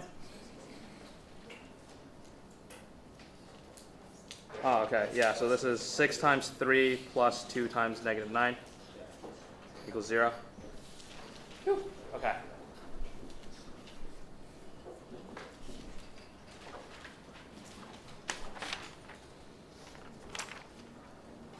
Okay, so the term is 0, so it's not linearly independent, so 3 vectors can't span R3.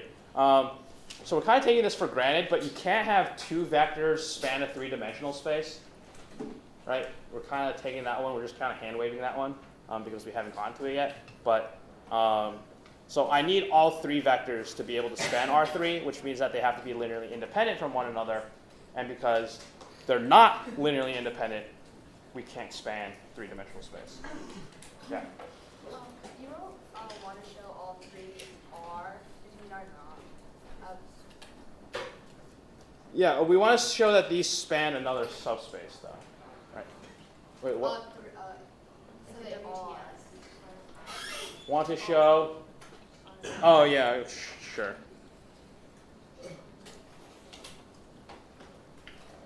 Okay, so this doesn't span R3. And then the next part then is I want to show that it spans x plus 13y minus 3z equals 0. This part's a little harder. And it's because, let's think about, again, what is the span? Okay, so what would these vectors span? Right, so the span of this set of vectors would be negative 4, 1, 3, like C1 times that, plus C2 times 5, 1, 6, plus C3 times 6, 0, 2. All right? And what is that equal to? What do we want that to be equal to? Yeah. X, Y, Z, right? Because we don't really know like where in 3 dimensions we're going to be able to hit. Okay? So then we just give this unknown vector like a name. All right? And so I know that I'm going to hit somewhere in 3 dimensions, but I don't know exactly where. So I have to just say this is X, Y, Z because I'm not entirely sure like where these vectors are going to land. All right? Where this combination is going to land. And so now if we solve this system, right, I get negative 4, 1, 3, 5, 1, 6, 6, 0, 2, x, y, z. Okay, you guys can tell why I couldn't distinguish my 6s from my 0s.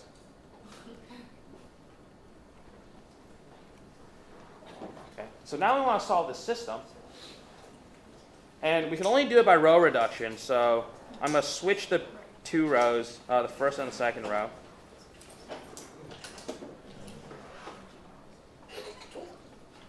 Okay, 0 out that first column. 1, 1, 0, y. 0, 9, 6, x plus 4y.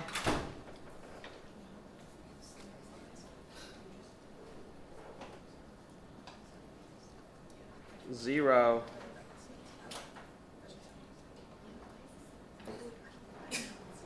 3, 2, and then this is z minus 3y.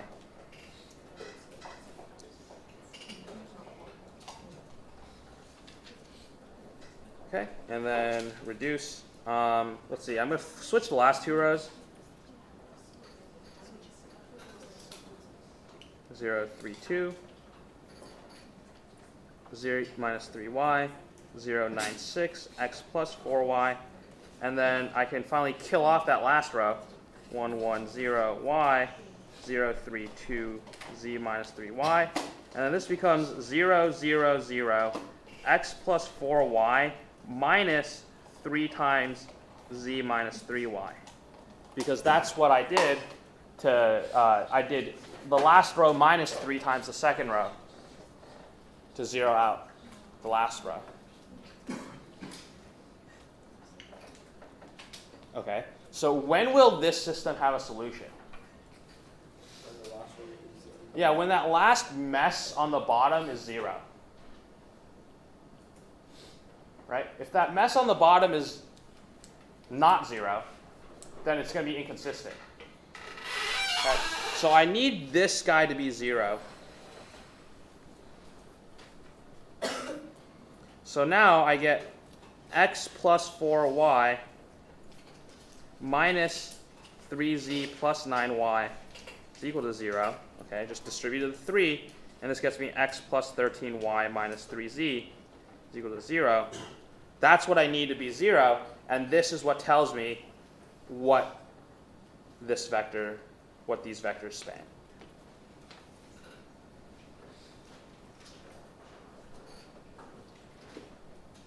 Yeah.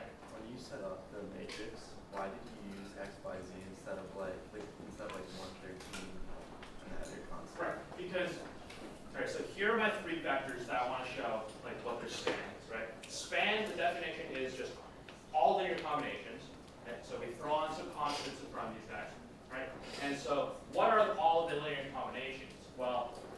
they're going to be some x, y, z, not necessarily exactly like 3 whatever, right? They're going to be like any random x, y, z coordinates. And since we don't know what they are, we kind of just have to put it as x, y, z, right? And then we have to solve the system.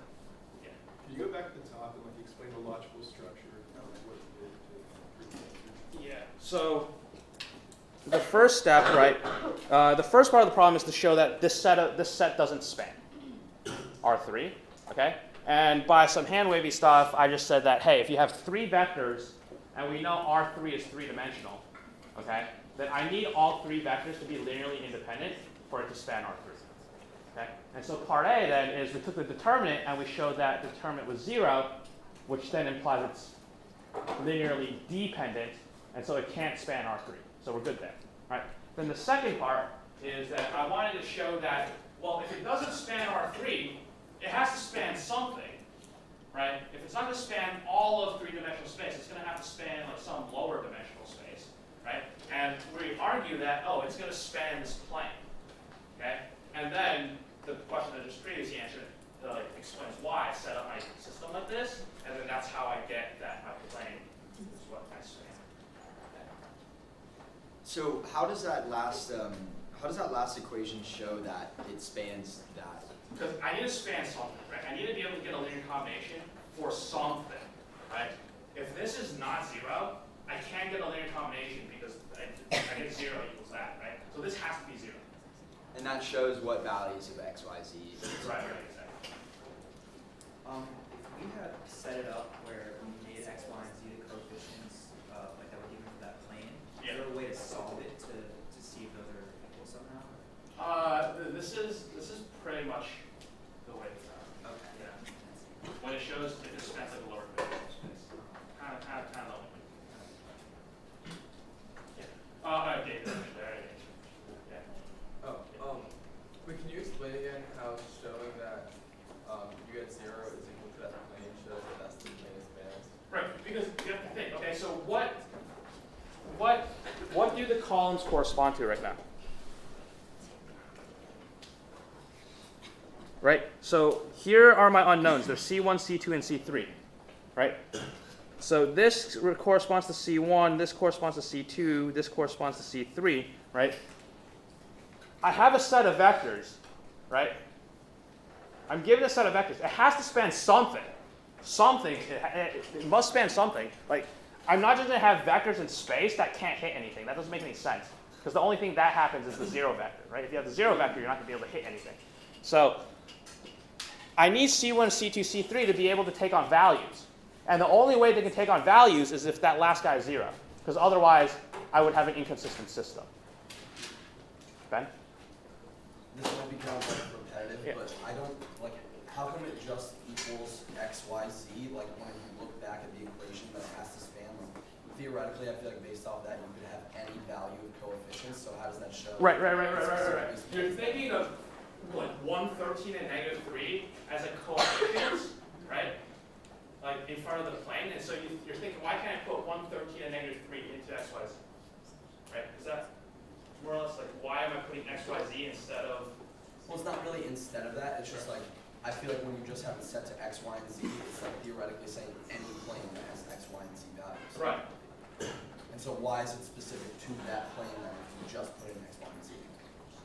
So why is it specific to this plane? Or I don't think I'm understanding the question quite. It's like, I guess I'm asking, because you set this like system, I guess, in C1, C2, and C3 equal to x, y, and z. Right.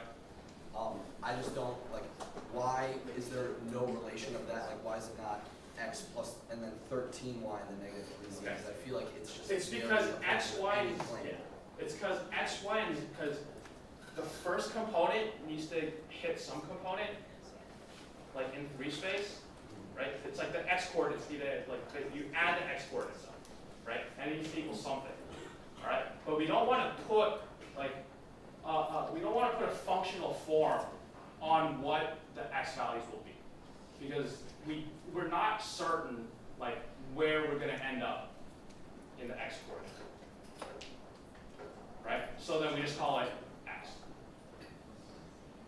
That's why we don't call like x plus 13y plus 3z in the first column, in the first row, right? Because we don't want to make any assumptions about what functional form it's going to take on immediately. Okay? We want the row reduction to force us to have a functional form at the end. Right? It's kind of like you don't want to make the assumption at the beginning and then show that assumption is true. You want to start with no assumptions and then find out what must be forced to be true. And so that's why we did it this way. Anna? Alright. Say in the third equation that you didn't have all three variables in it. Yeah. What would like your step after that be? Like how would they relate when you don't have 3 zeros in a row? Oh, like this? Yeah, like how do the first and second rows relate to the C1, C2, C3? How do the first and second rows relate to? I mean, so if this weren't 3 zeros, then you'd be able to like what that's saying is that any x, y, and z you give me, I'll be able to back solve for C1, C2, C3. Okay. If there's like a pivot here. Okay. Right? Because then I just plug those values in, you just give me a point, and I plug it in, and I can back solve the system. Okay. Right? But here, this has to be 0 in order for me to be able to back solve the system. Yeah. It's not 0 to span off. Right. Kind of makes sense? You don't have to be too worried about this. Last question, yeah. So like, this is all you need to show that those 3 vectors span that plane. Yeah, yeah. Where does the z come in? Where does the z come in? Yeah, like, oh, are you saying like, because like when you simplify that, you're gonna get x plus 13y minus 6 is equal to 0, right? No. It's a z. That's a z, not a 2. Okay. That makes sense. Gotcha. Thank you. Yeah, my bad. All right. Let's see. Okay, one last thing, and then we'll get on to real problems. There's a reason why I'm like going through this in such detail. It's because like I don't know if you saw this, but there's a meme on like the Berkeley page, and it's like the professor. It's like the anime character with like the butterfly flying in, and the guy's like, and then the butterfly is topics covered day before the midterm. And then the guy is like the professor, and the guy's asking, is this the most tested topic on the exam? And that's like kind of what's happening here. So.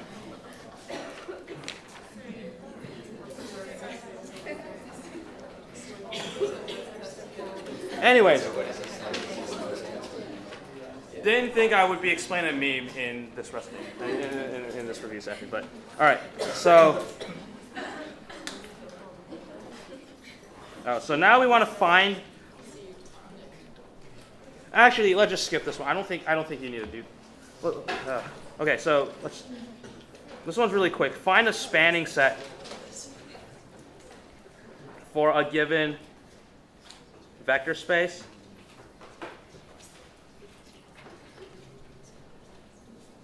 All right. Okay, let S be the subspace of R4 consisting of all the vectors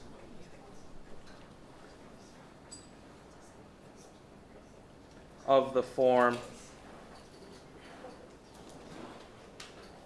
Let's see, what should we call this? Let's call this C1 plus 2C2, negative 2C1 minus 3C2, C1, C2. Determine a set of vectors that span S. So S is the subspace. All right, so I need to determine a set of vectors that spans this subspace. And all my vectors in my subspace look like this. All right, so how am I going to do that? Yeah. First break it up into C1 and C2. Exactly, so I'm going to break it up in C1, C2. So I have C1, 2C1, C1, 0, plus 2C2, negative 3C2, 0, C2. right? And then, right, remember, we've been dealing with C1s and C2s as C1 times some vector plus C2 times some vector. That is like the span of the two vectors, right? So this is really equal to C1 times 1, negative 2, 1, 0, plus C2 times 2, negative 3, 0, 1, right? And so now we see, what are my two vectors that span this subspace? These two vectors, right? So these two vectors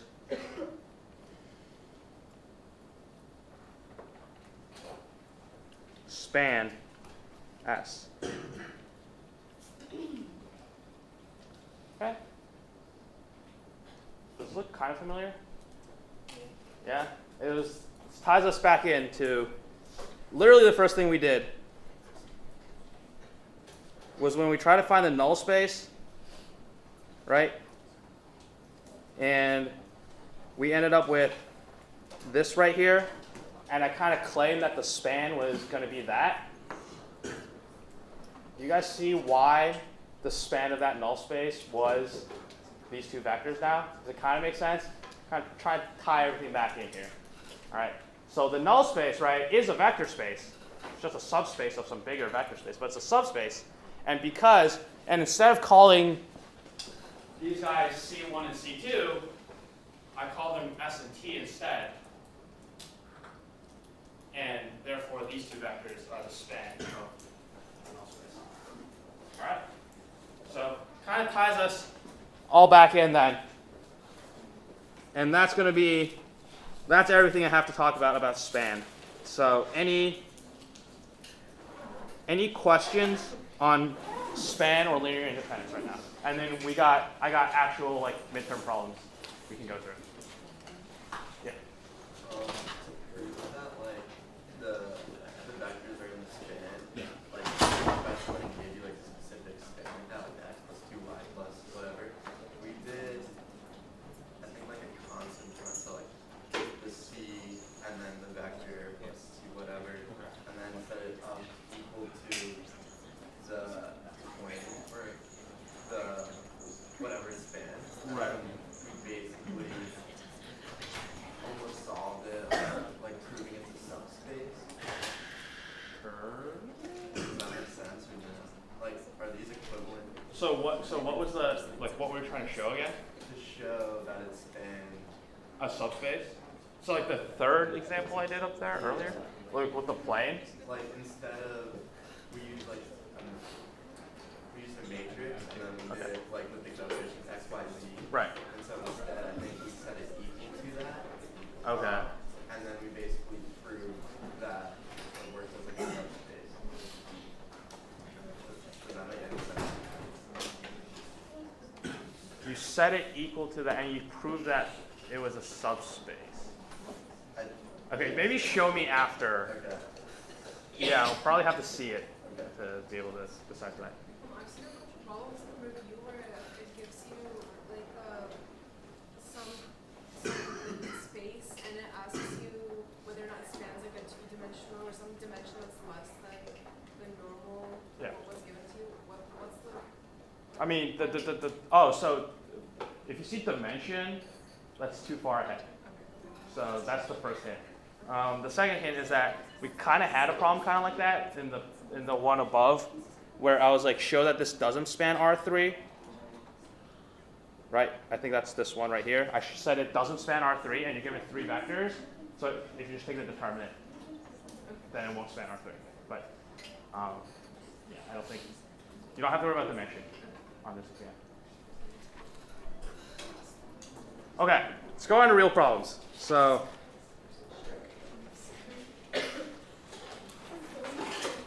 that took about 45 minutes longer than I thought it would, but it's fine because I'd say a good deal of your exam has what I just covered in it. All right. So I'm pretty much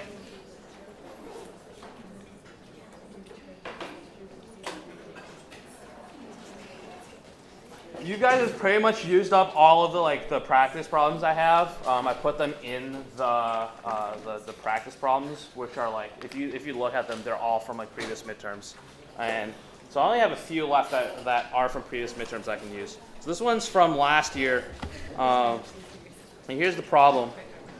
Let A be 3 by 3. We know that AX equals 1, 2, 4 has exactly one solution. A, what can we say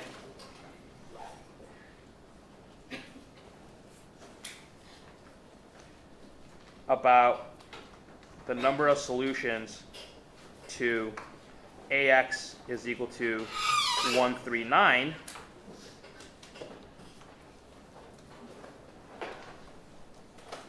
and give the rank of A.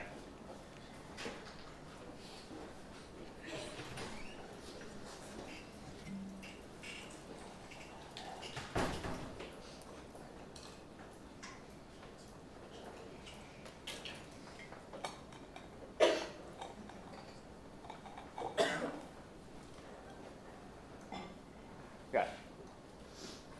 And it is.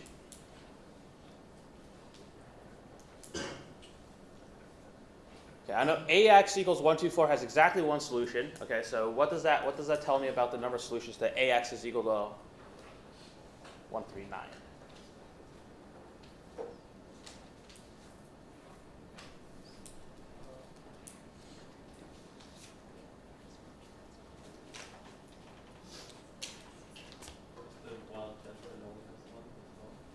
Okay, so it only has one. You mind explaining maybe how you got to that? No, just a guess? Okay. It's a 9. The last one's a 9. Okay,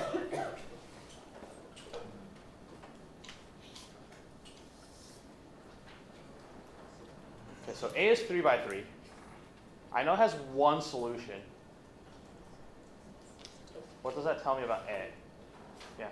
Is it sufficient to like say that you know the determinant of like A is not equal to 0, so you can say that like the second like part A, like you know that it has to have at least one or like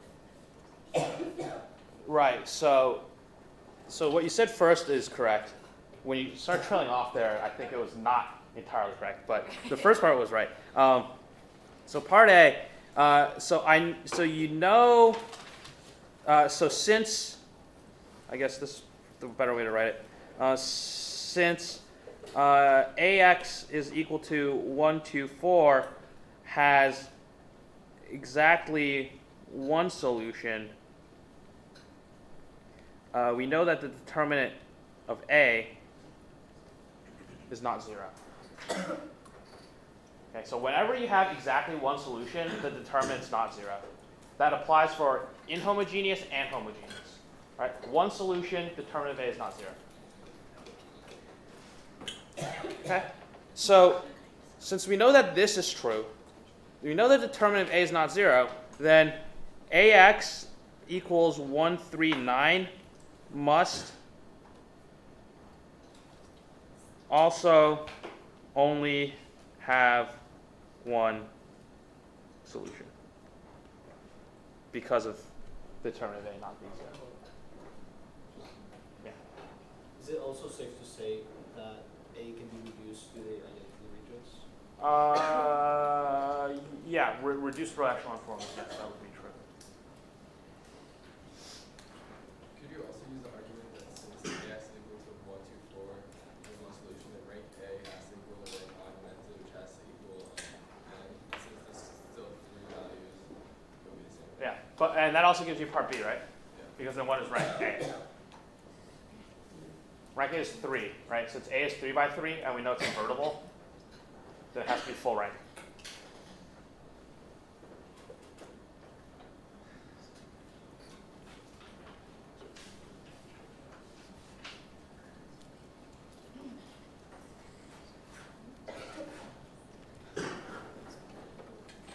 All right, so since the determinant's not 0, I know it's invertible, which tells me the rank has to be 3 because I have a square matrix.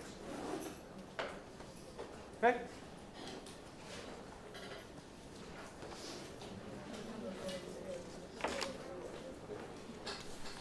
All right, what else?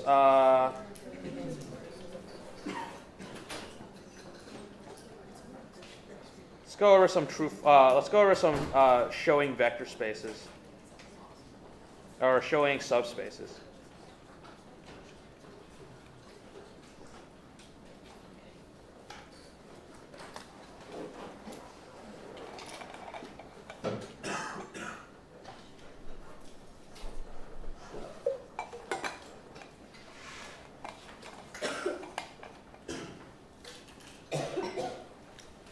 Okay. Part A. All 2x2 matrices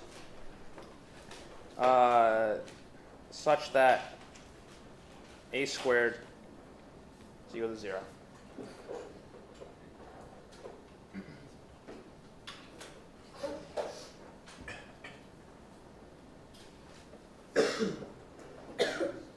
Oh, so these might not be subspaces too, so. It's going to be the case on the exam. It's going to be determine if this is either subspace or not subspace. This one's going to be the trickiest out of all of them. No. That's a waste of time. What's the question one more time? All 2x2 matrices such that? Yeah, A squared is 0. Or A squared is the 0 matrix. And we're trying to show subspace. Okay, so we want to show if it's a subspace or not a subspace.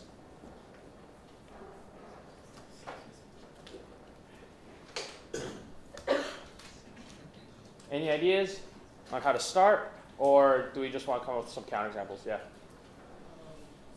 A squared could be simplified to A times A, and the determinant of it that could be determinant of A, which has to equal 0.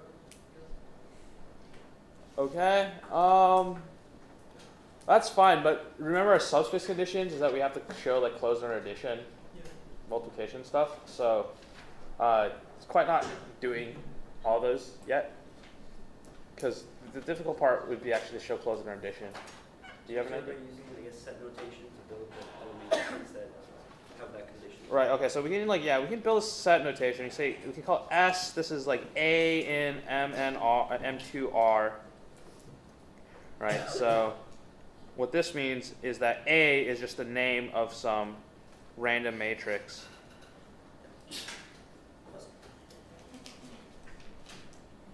A is the name of a matrix. MNR is going to be the subspace or the vector space A is located inside. And you're given that A squared is, and your condition is that A squared is equal to 0.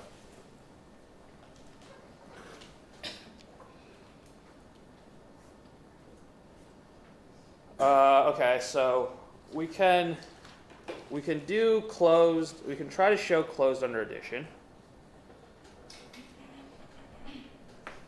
All right, so we'll take A and B inside my subspace, and we want to show that A plus B is also inside the subspace, which really is showing that A plus B squared is equal to 0, right? Yeah, we're okay with that? All right. Okay, okay, so again, this is if it's equal to 0 or not. It's question mark on top. Okay, so if we square this out, we get A squared plus 2AB plus B squared. All right. A squared is, what is A squared? It's 0. What is B squared? What's 2AB? Is it 0? Do we know if it's 0? Not really. Can we think of a counterexample where 2AB might not be 0?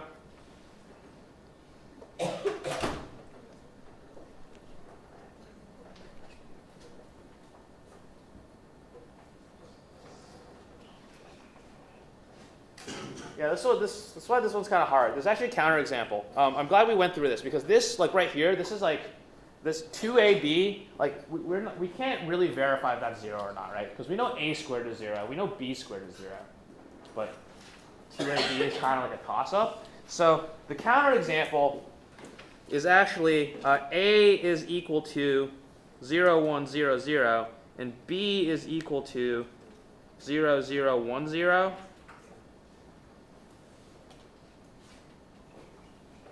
A squared is 0. B squared is 0. AB is certainly not 0. Okay, so this is not a subspace. Not closed under addition. Yeah. Just like a technical thing, when you're multiplying out a plus b squared, would you just assume that it's 2ab? Oh yeah, no, that's you're completely right. It's AB plus BA. But it's the same point, right? You don't know if AB plus BA is equal to 0 or not. Got ahead of myself there. Thank you. Right. Yeah, matrix multiplication is not commutative. That could be a true-false problem. I would have gotten it wrong. On an exam, would it be enough just to say that you can assume that that's equal to 0, or would you have to list a count? I think, ooh, that's a good question. If you're here, I think if you say that AB plus BA is not necessarily 0, I think that might be enough. Of course, the counterexample is like the best way to go. Yeah, but if you can't think of yeah, one, if you can't think of one, I think that might be enough. Yeah. Okay. Any other questions? What exactly does a squared equal 0 mean? It just means that if you multiply a by itself, you get 0. So if you do that out, you'll get 0. Could you please explain the third step where we are questioning a plus b squared equals to 0? Like, why are we saying that? So we want to see if this is true or not. Because if this is true, then a plus b is in my subset. Right? So right now it's a question mark with the 0. Right? And then we expand it out. Okay. And then we end up with this part right here, ab plus ba. But we can't say anything about ab plus ba. We can't say if this is 0 or not. So then we're not sure if a plus b squared is quantity squared. We don't know if this quantity squared is 0. What's the thought process for wanting to find the a plus b squared? Well, okay, so we want to show closed order addition, right? And there's our condition up there, which is a squared is equal to 0. So closed order addition just means this a plus b satisfies the condition. So then I just plug in ab into my condition. Why would we not be plugging in to the condition? If you're not given like a set notation, then you kind of have to like just think of it yourself. Okay. You might have to come up with that set notation yourself. Don't remember what it is on the midterm, but usually, I mean, in this problem, you're kind of given this condition already. So there it is. And we'll see more examples. So okay, let's go to another one. 2. Oh wait, that's not 2. Okay, so I call that A. So this is B. S is equal to x, y, z, element of R3, such that 2x plus y plus z is equal to 0.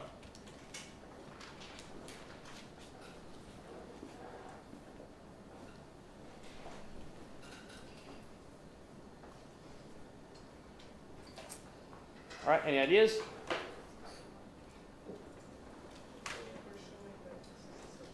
Okay, so we're going to show this as a subspace. So let's just see if we have like a hunch. How many people think that this is a subspace? Anyone? Subspace? Okay, how many people think it's not a subspace? Okay, got a few people. For those that think it is a subspace, why? Like, what kind of gives it away that it might be a subspace? Yeah.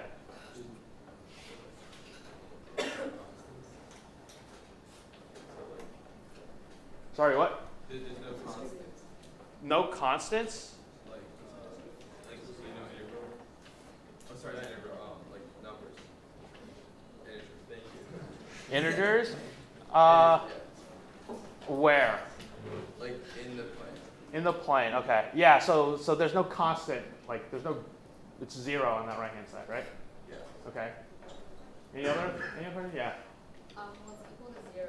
Yeah, okay, yeah, more or less, yeah. So it's equal to 0. So usually when you have like equal to 0, it's like, it's generally a good, like, good sign, but then up here it was not a good sign.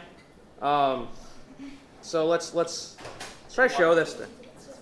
Why is it generally a good sign? Is it because it's just the closed under addition? Yeah, it's just like closed under addition and closed under mult kind of usually works, but let's see if it works. So so let's take close under plus. All right, what do we want to do? I want to take x1, y1, z1, and x2, y2, z2. All right, and I want to show that x1, y1, z1 plus x2, y2, z2 is in S.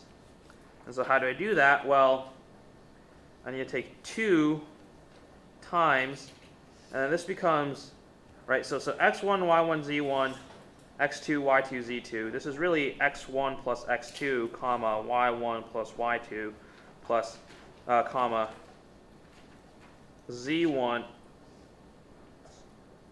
doesn't want to erase, okay, z1 plus z2. All right, so we want to see if this is in S or not.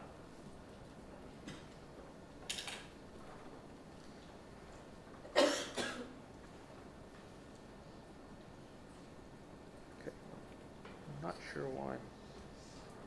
Oh, great. Okay. Well, everything's just glitching right now. That's great. And then so now what we want to do is we want to say, okay, so 2 x1 plus x2 plus y1 plus y2 plus z1 plus z2. And what do we want this to equal? 0, right? So that was our condition up there. And so now we just multiply it out.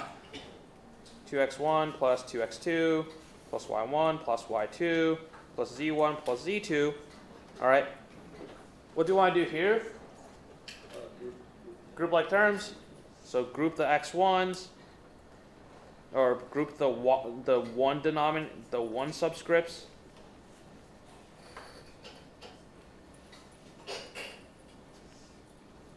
All right, and so you see that x. What's the first part of this? 0. Yeah, the first parenthesis is going to be 0 because I know that x1, y1, and z1 satisfy that equation. So this is 0. And what about the second term? It's also 0. Okay, so that's good.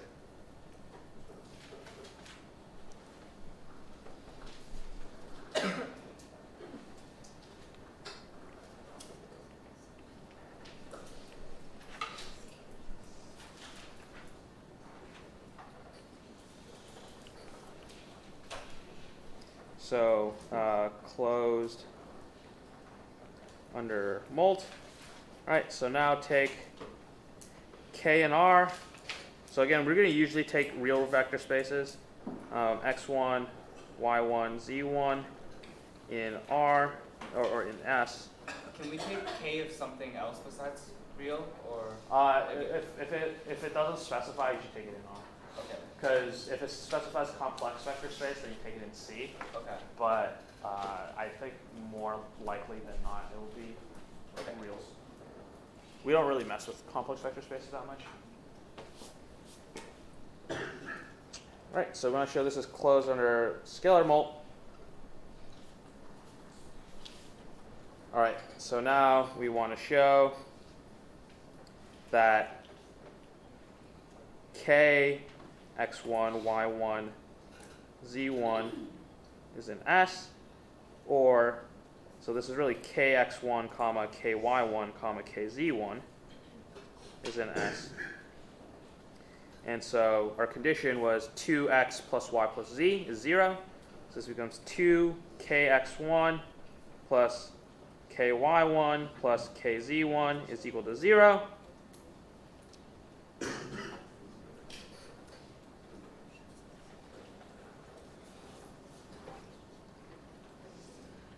right, what can I do here with this equation? Factor of k. Yeah, pull out my k.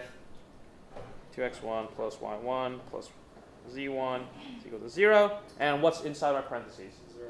Yep.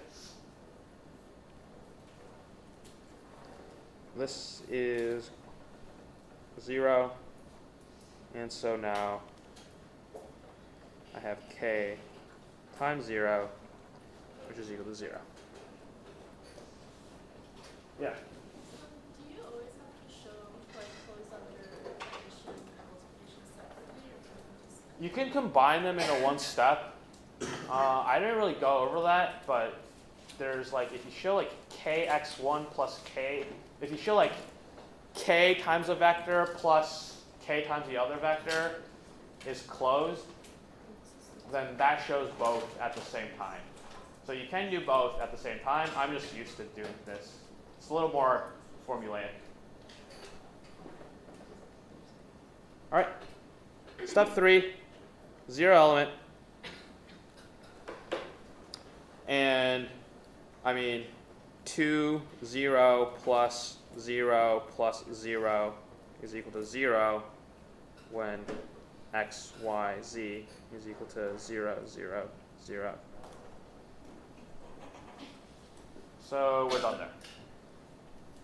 Okay, so number 2 is a subspace. Do we have to do the 0 element, or is that just like an extra check?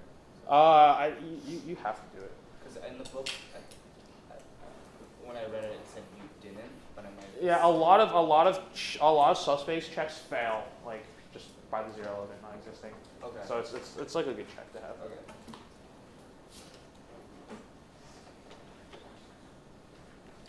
All right. So that one's a subspace. Let's see which one's interesting. All right, I got. Oops.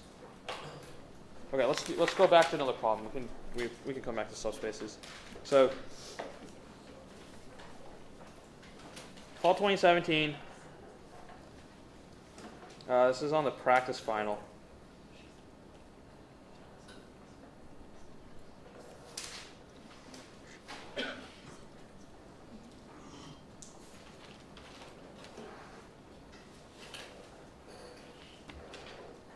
Okay, and it's, my pens really don't want to cooperate now.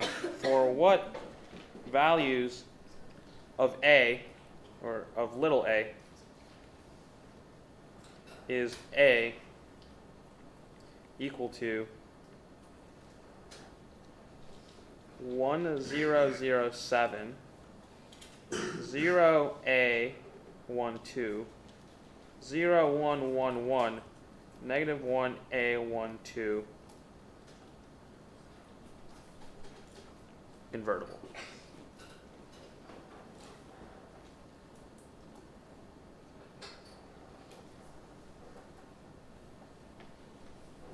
So another emphasis on a 4x4 determinant, another emphasis on invertibility in determinants. Might give you a hint of what's on exam. So, what values of a is this invertible? Any ideas? Calculate determinant. All right. How should I calculate determinant? Where should I expand? First column. Any other ideas? Yeah, I mean, first column good. First row is also good. I think I did first row. So let's do that then. First row. Well, got to expand along that guy first. So I get 1 times the determinant of A12, 111, A12. All right, and then if I expand along the last one,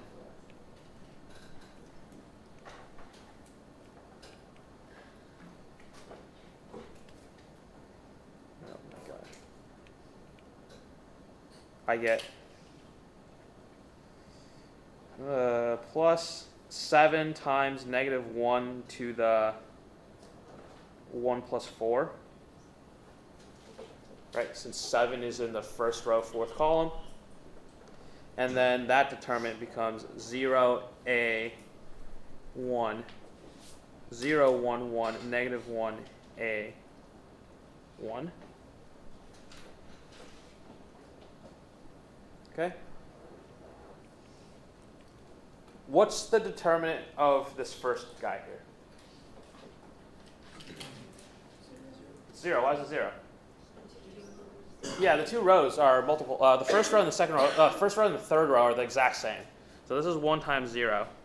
All right, and then this becomes minus 7. And then here I get alpha, or a, times, well, that's negative. So negative 7 times negative a, 0, 1, negative 1, 1, and then plus 1 times 0, 1, negative 1a. And so that's equal to 0 minus 7 times, this is 0, that's positive 1, so that's a negative a, and then here I get plus a, so that's 0 minus a negative 1 plus 1, a plus 1, and so this is really 7a minus 7, or from here you could have just seen that a is equal to 1, makes the determinant 0.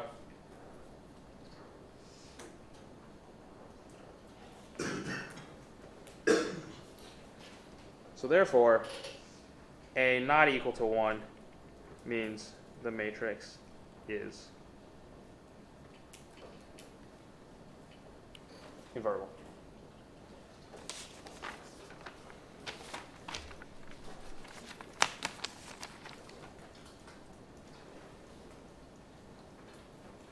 Okay.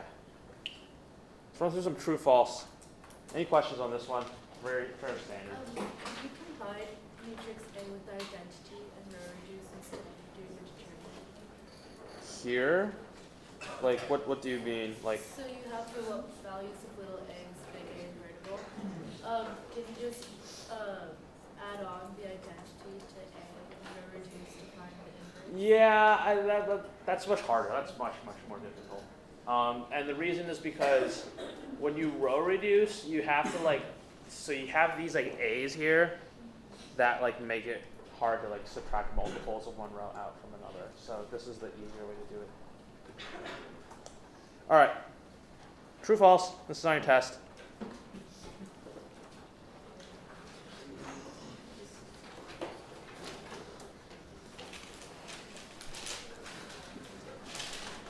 Okay. Say A is a 4x4 matrix.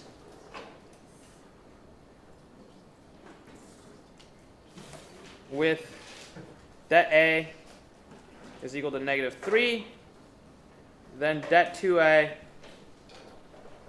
is equal to negative 6. True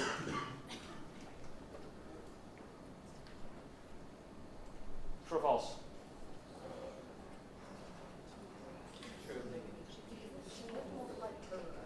Yeah, so it's false, right? Because it's every time you multiply a row by a scalar, your determinant goes up by a factor of 2. So this really, since I have 4 rows, this is false.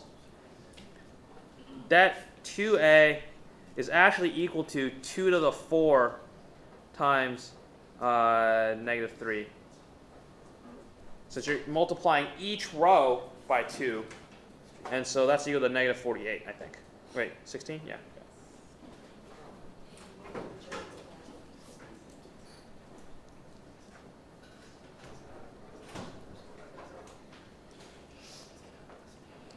All right. Say A and B are 5 by 5 matrices. Okay. Then det A plus B is equal to det A plus determinant B. True or false? It's false. Take I5 and negative I5 Wait, hold on. Wait. Oh, no. Take both to be I5. Okay. So I5 is the identity matrix, right? So the determinant of A is 1. The determinant of B is also 1 because they're both the identity matrix. But if you add them together, you get 2's on the diagonal. And then you just multiply a bunch of 2's. So in this case, that A plus B is actually equal to 2 to the 5th, which is 32. But det A is equal to 1, and det B is equal to 1.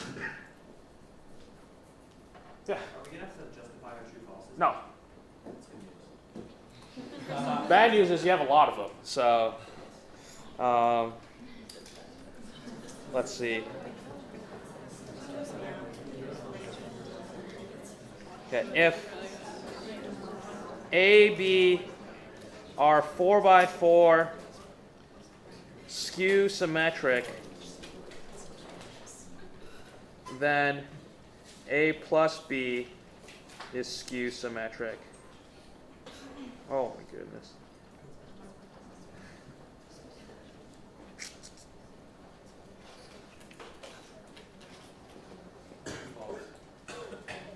For a false, one false.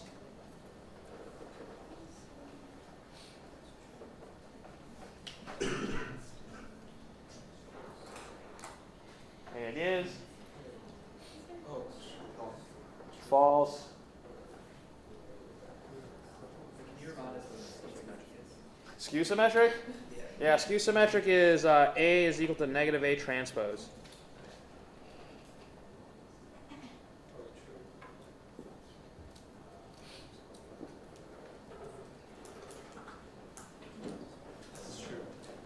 So I'm hearing true now. Any other ideas? False? True? True? False? All right. Let's see how this works. So I'm going to do this notation, right? The Aij entry, right? What is that equal to? Negative Aji, right? So that's the definition, like per entry of skew symmetric. This is the definition on like the entire matrix level. A is equal to A transpose. This down here, this is more of the individual component. All right, and then I know that Bij should be equal to negative Bji. All right, so then A plus B would be Aij plus Bij, but we know that's equal to what? That's equal to negative Aji minus Bji. Okay, because I now just added these two together. And this is actually equal to negative Aji plus Bji.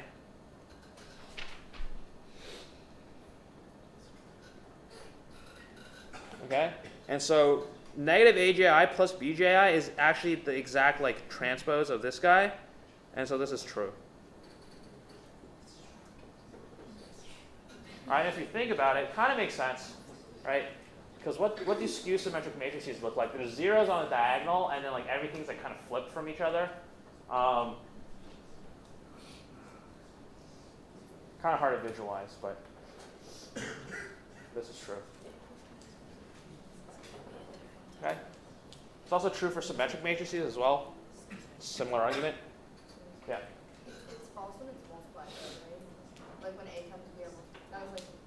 Yeah, I thought. Yeah, it doesn't necessarily hold if they're multiplied, but when they're added, because we do this individual component. Because like when you multiply, you're kind of thinking like dot products, so that's different.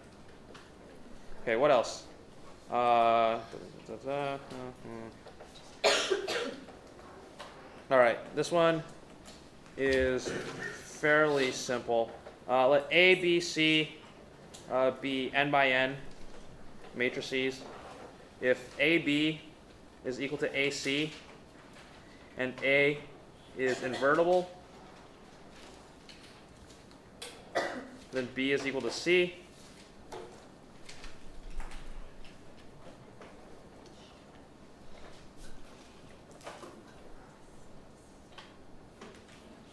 True or false? Now this one's true. How do I show it's true? Yeah, multiply by the inverse in front. So then I get A inverse A, B is equal to A inverse AC by doing left multiplication, and then that immediately gets me to B equals C.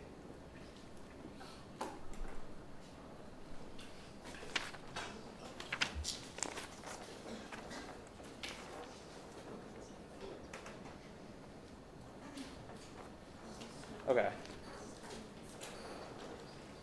Let's see. What else? I'm just going to make a quick note here. I don't think this will show up, but I've seen it happen before. So we're really used to, right, AX is equal to B, where A is M by N, X is N by 1, and B becomes M by 1, right, just by how like the dimensions are, right? We're used to this. You could get a wonky case where you get a YA is equal to B, where Y is, oh god, I need to make sure I got my dimensions right here. This is like 1 by N, and then A will be N by M, and B will be 1 by M.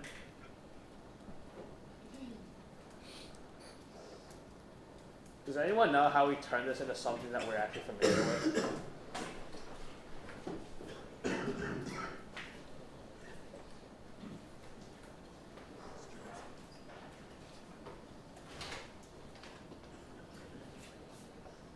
This showed up on a true false like one year and no one got it. Yeah. Would you take the inverse of A? Not really. Sorry, could you repeat the question? Yeah, like how can we get this equation right here into like some form that we're more familiar with? Because these dimensions are really weird too. Like how do you solve for this? How do you create an augmented matrix and solve for that? Right? It's not really clear.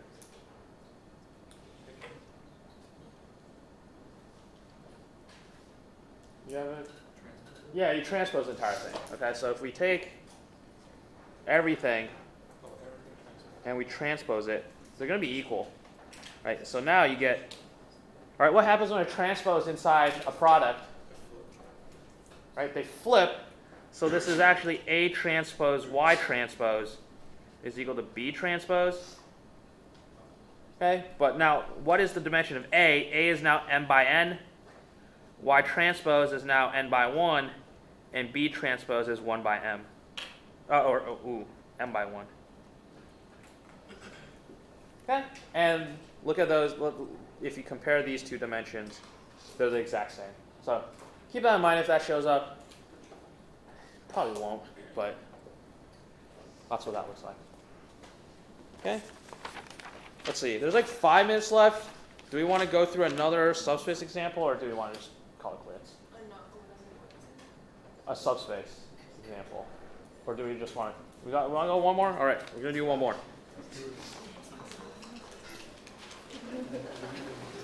All right. Last one. All right. Let's see.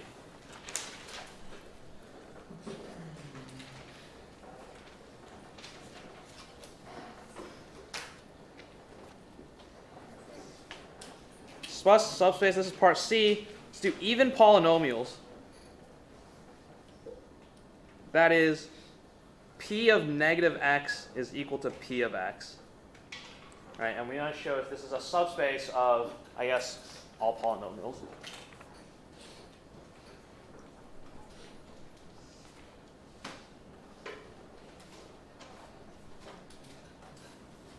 Okay, so any hunches on if this is true or not?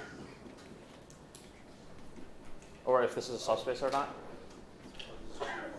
No, this is a subspace. We're showing if it's a subspace. Okay, so let's just try to work this out, I guess. Closed under addition. All right, so we want to take two polynomials. All right, let's call them P1 of x and P2 of x. All right? And we want to show that P1 plus P2 is in my subspace. I didn't really define a subspace. Let's call this the subspace.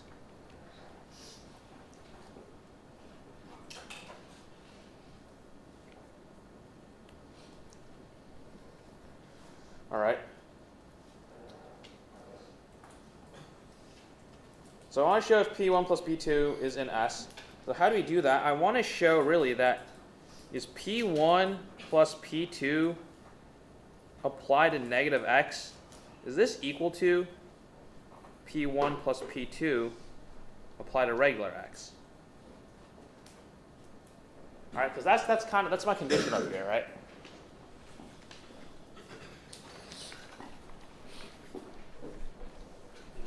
Okay, so what is P1 plus P2 applied to negative x equal?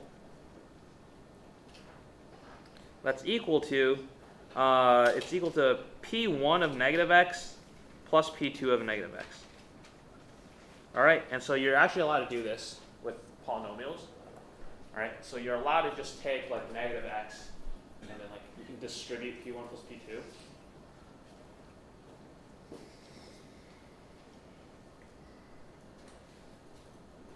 All right, what's P1 of negative x? P of x, right? Because we said that P1 and, oh, so yeah, these are in the subset, I guess. But yeah, so we say P1 satisfies this condition. And we say P2 satisfies that condition. So then this is equal to P1 of x plus P2 of x. And then we said that you can like distribute. So this is really P1 plus P2 applied to x.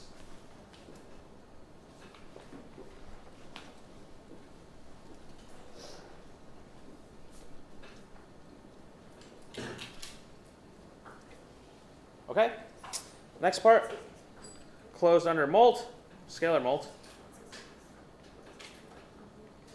Okay, so you want to now take P1 in S, but K and R.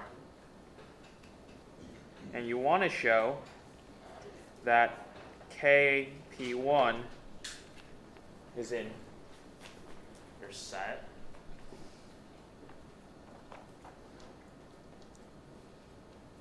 So this is really then KP1 applied to x. You want to see if, or KP1 applied to negative x. You want to see if this is equal to KP1 of x. And so KP1 of negative x is equal to, this one's actually like pretty simple. Just put some parentheses in like the right place.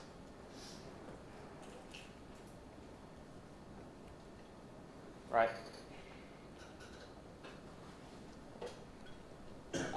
So what's inside my parentheses now? What is P1 of negative x? Yeah, just P1. And yeah, you're done.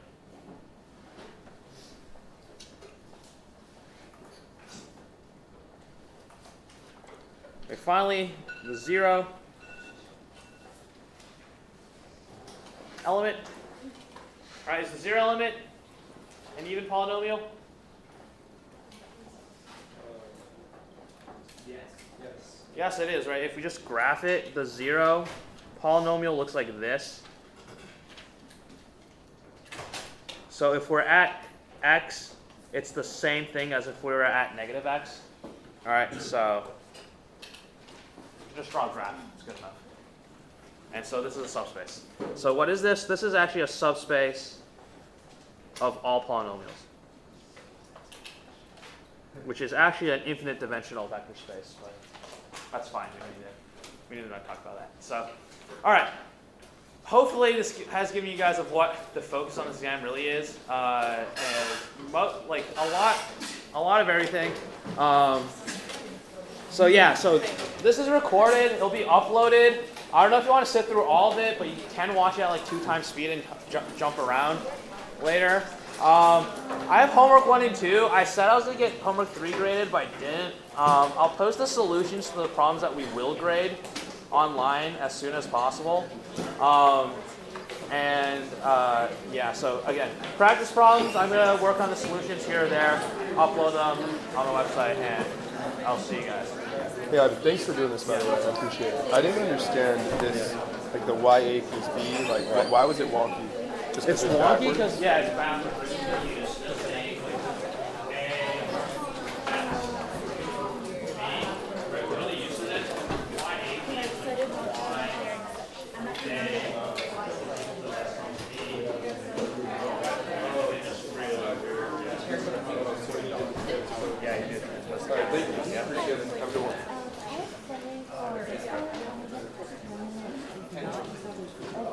What would the determinant be there? They're an infinite number solution, it have to be 0. Right. But if the determinant was 0, it can also mean no solution. And that's the whole Piazza. So there's like a post on Piazza where it talks about determinant equals 0 in the inhomogeneous case. And so that's where you like kind of have to like work. Okay, so for one solution, determinant is not equal to 0. Right, always. The determinant is equal to 0. You have to look at homogeneous or inhomogeneous. If it's homogeneous, it's infinite. If it's inhomogeneous, it could be infinite, but it also could be no. Right. Okay, that makes sense. Thank you. I was just wondering if, like, what do you think is, are the homeworks like a good representation, or should we just say Homework? practice The problems? practice problem, like Davi, maybe make sure the practice problems are like representative of the midterm. Okay. So that and like what it comes to should be pretty representative. Okay, instead of the homework. Yeah. Thank you. I'm so a little confused about how not inside here. Yeah, it was just I just tried to zero out the 2 and the 3. So I did row 2 minus 2 times row 1, and then replaced it here. And I did row 3 minus 3 times row 1, and then replaced that with row 3. Oh wait, never mind. Okay. Right? Yeah. So for that thing from before, it's hard because I don't remember exactly what it was and I didn't write it down. But basically, I know that it started with like writing it as a span where you have the constant times the vector, and then it was equal to some.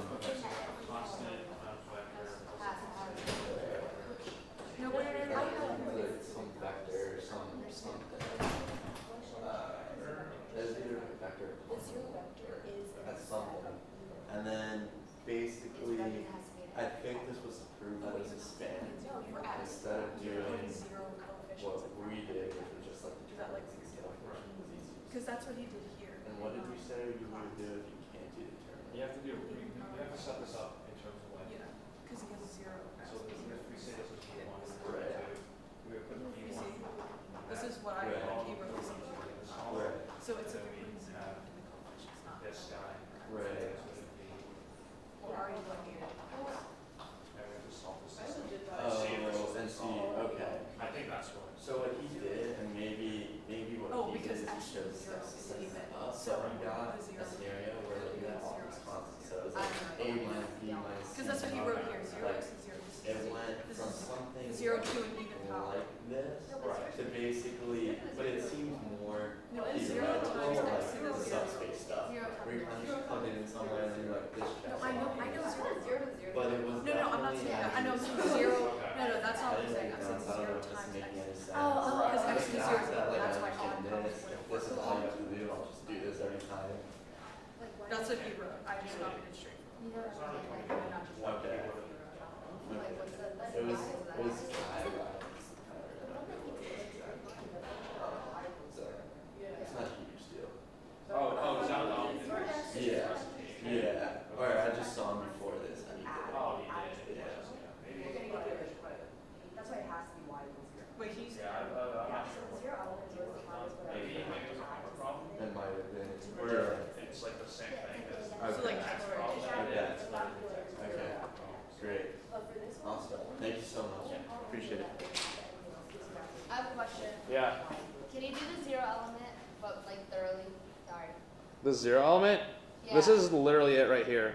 Because the 0 element, your polynomial is P of x is equal to 0. So it literally doesn't matter where your x is. It's always going to be 0. It's like why would you just like basically Like whatever x you plug in, it's going to get you 0. It's like independent of x. Right. So if I plug in negative x, I'll still get 0. Okay, that makes. I was like, why do Here we were talking about it for 5 full minutes, and you're like, well, p of x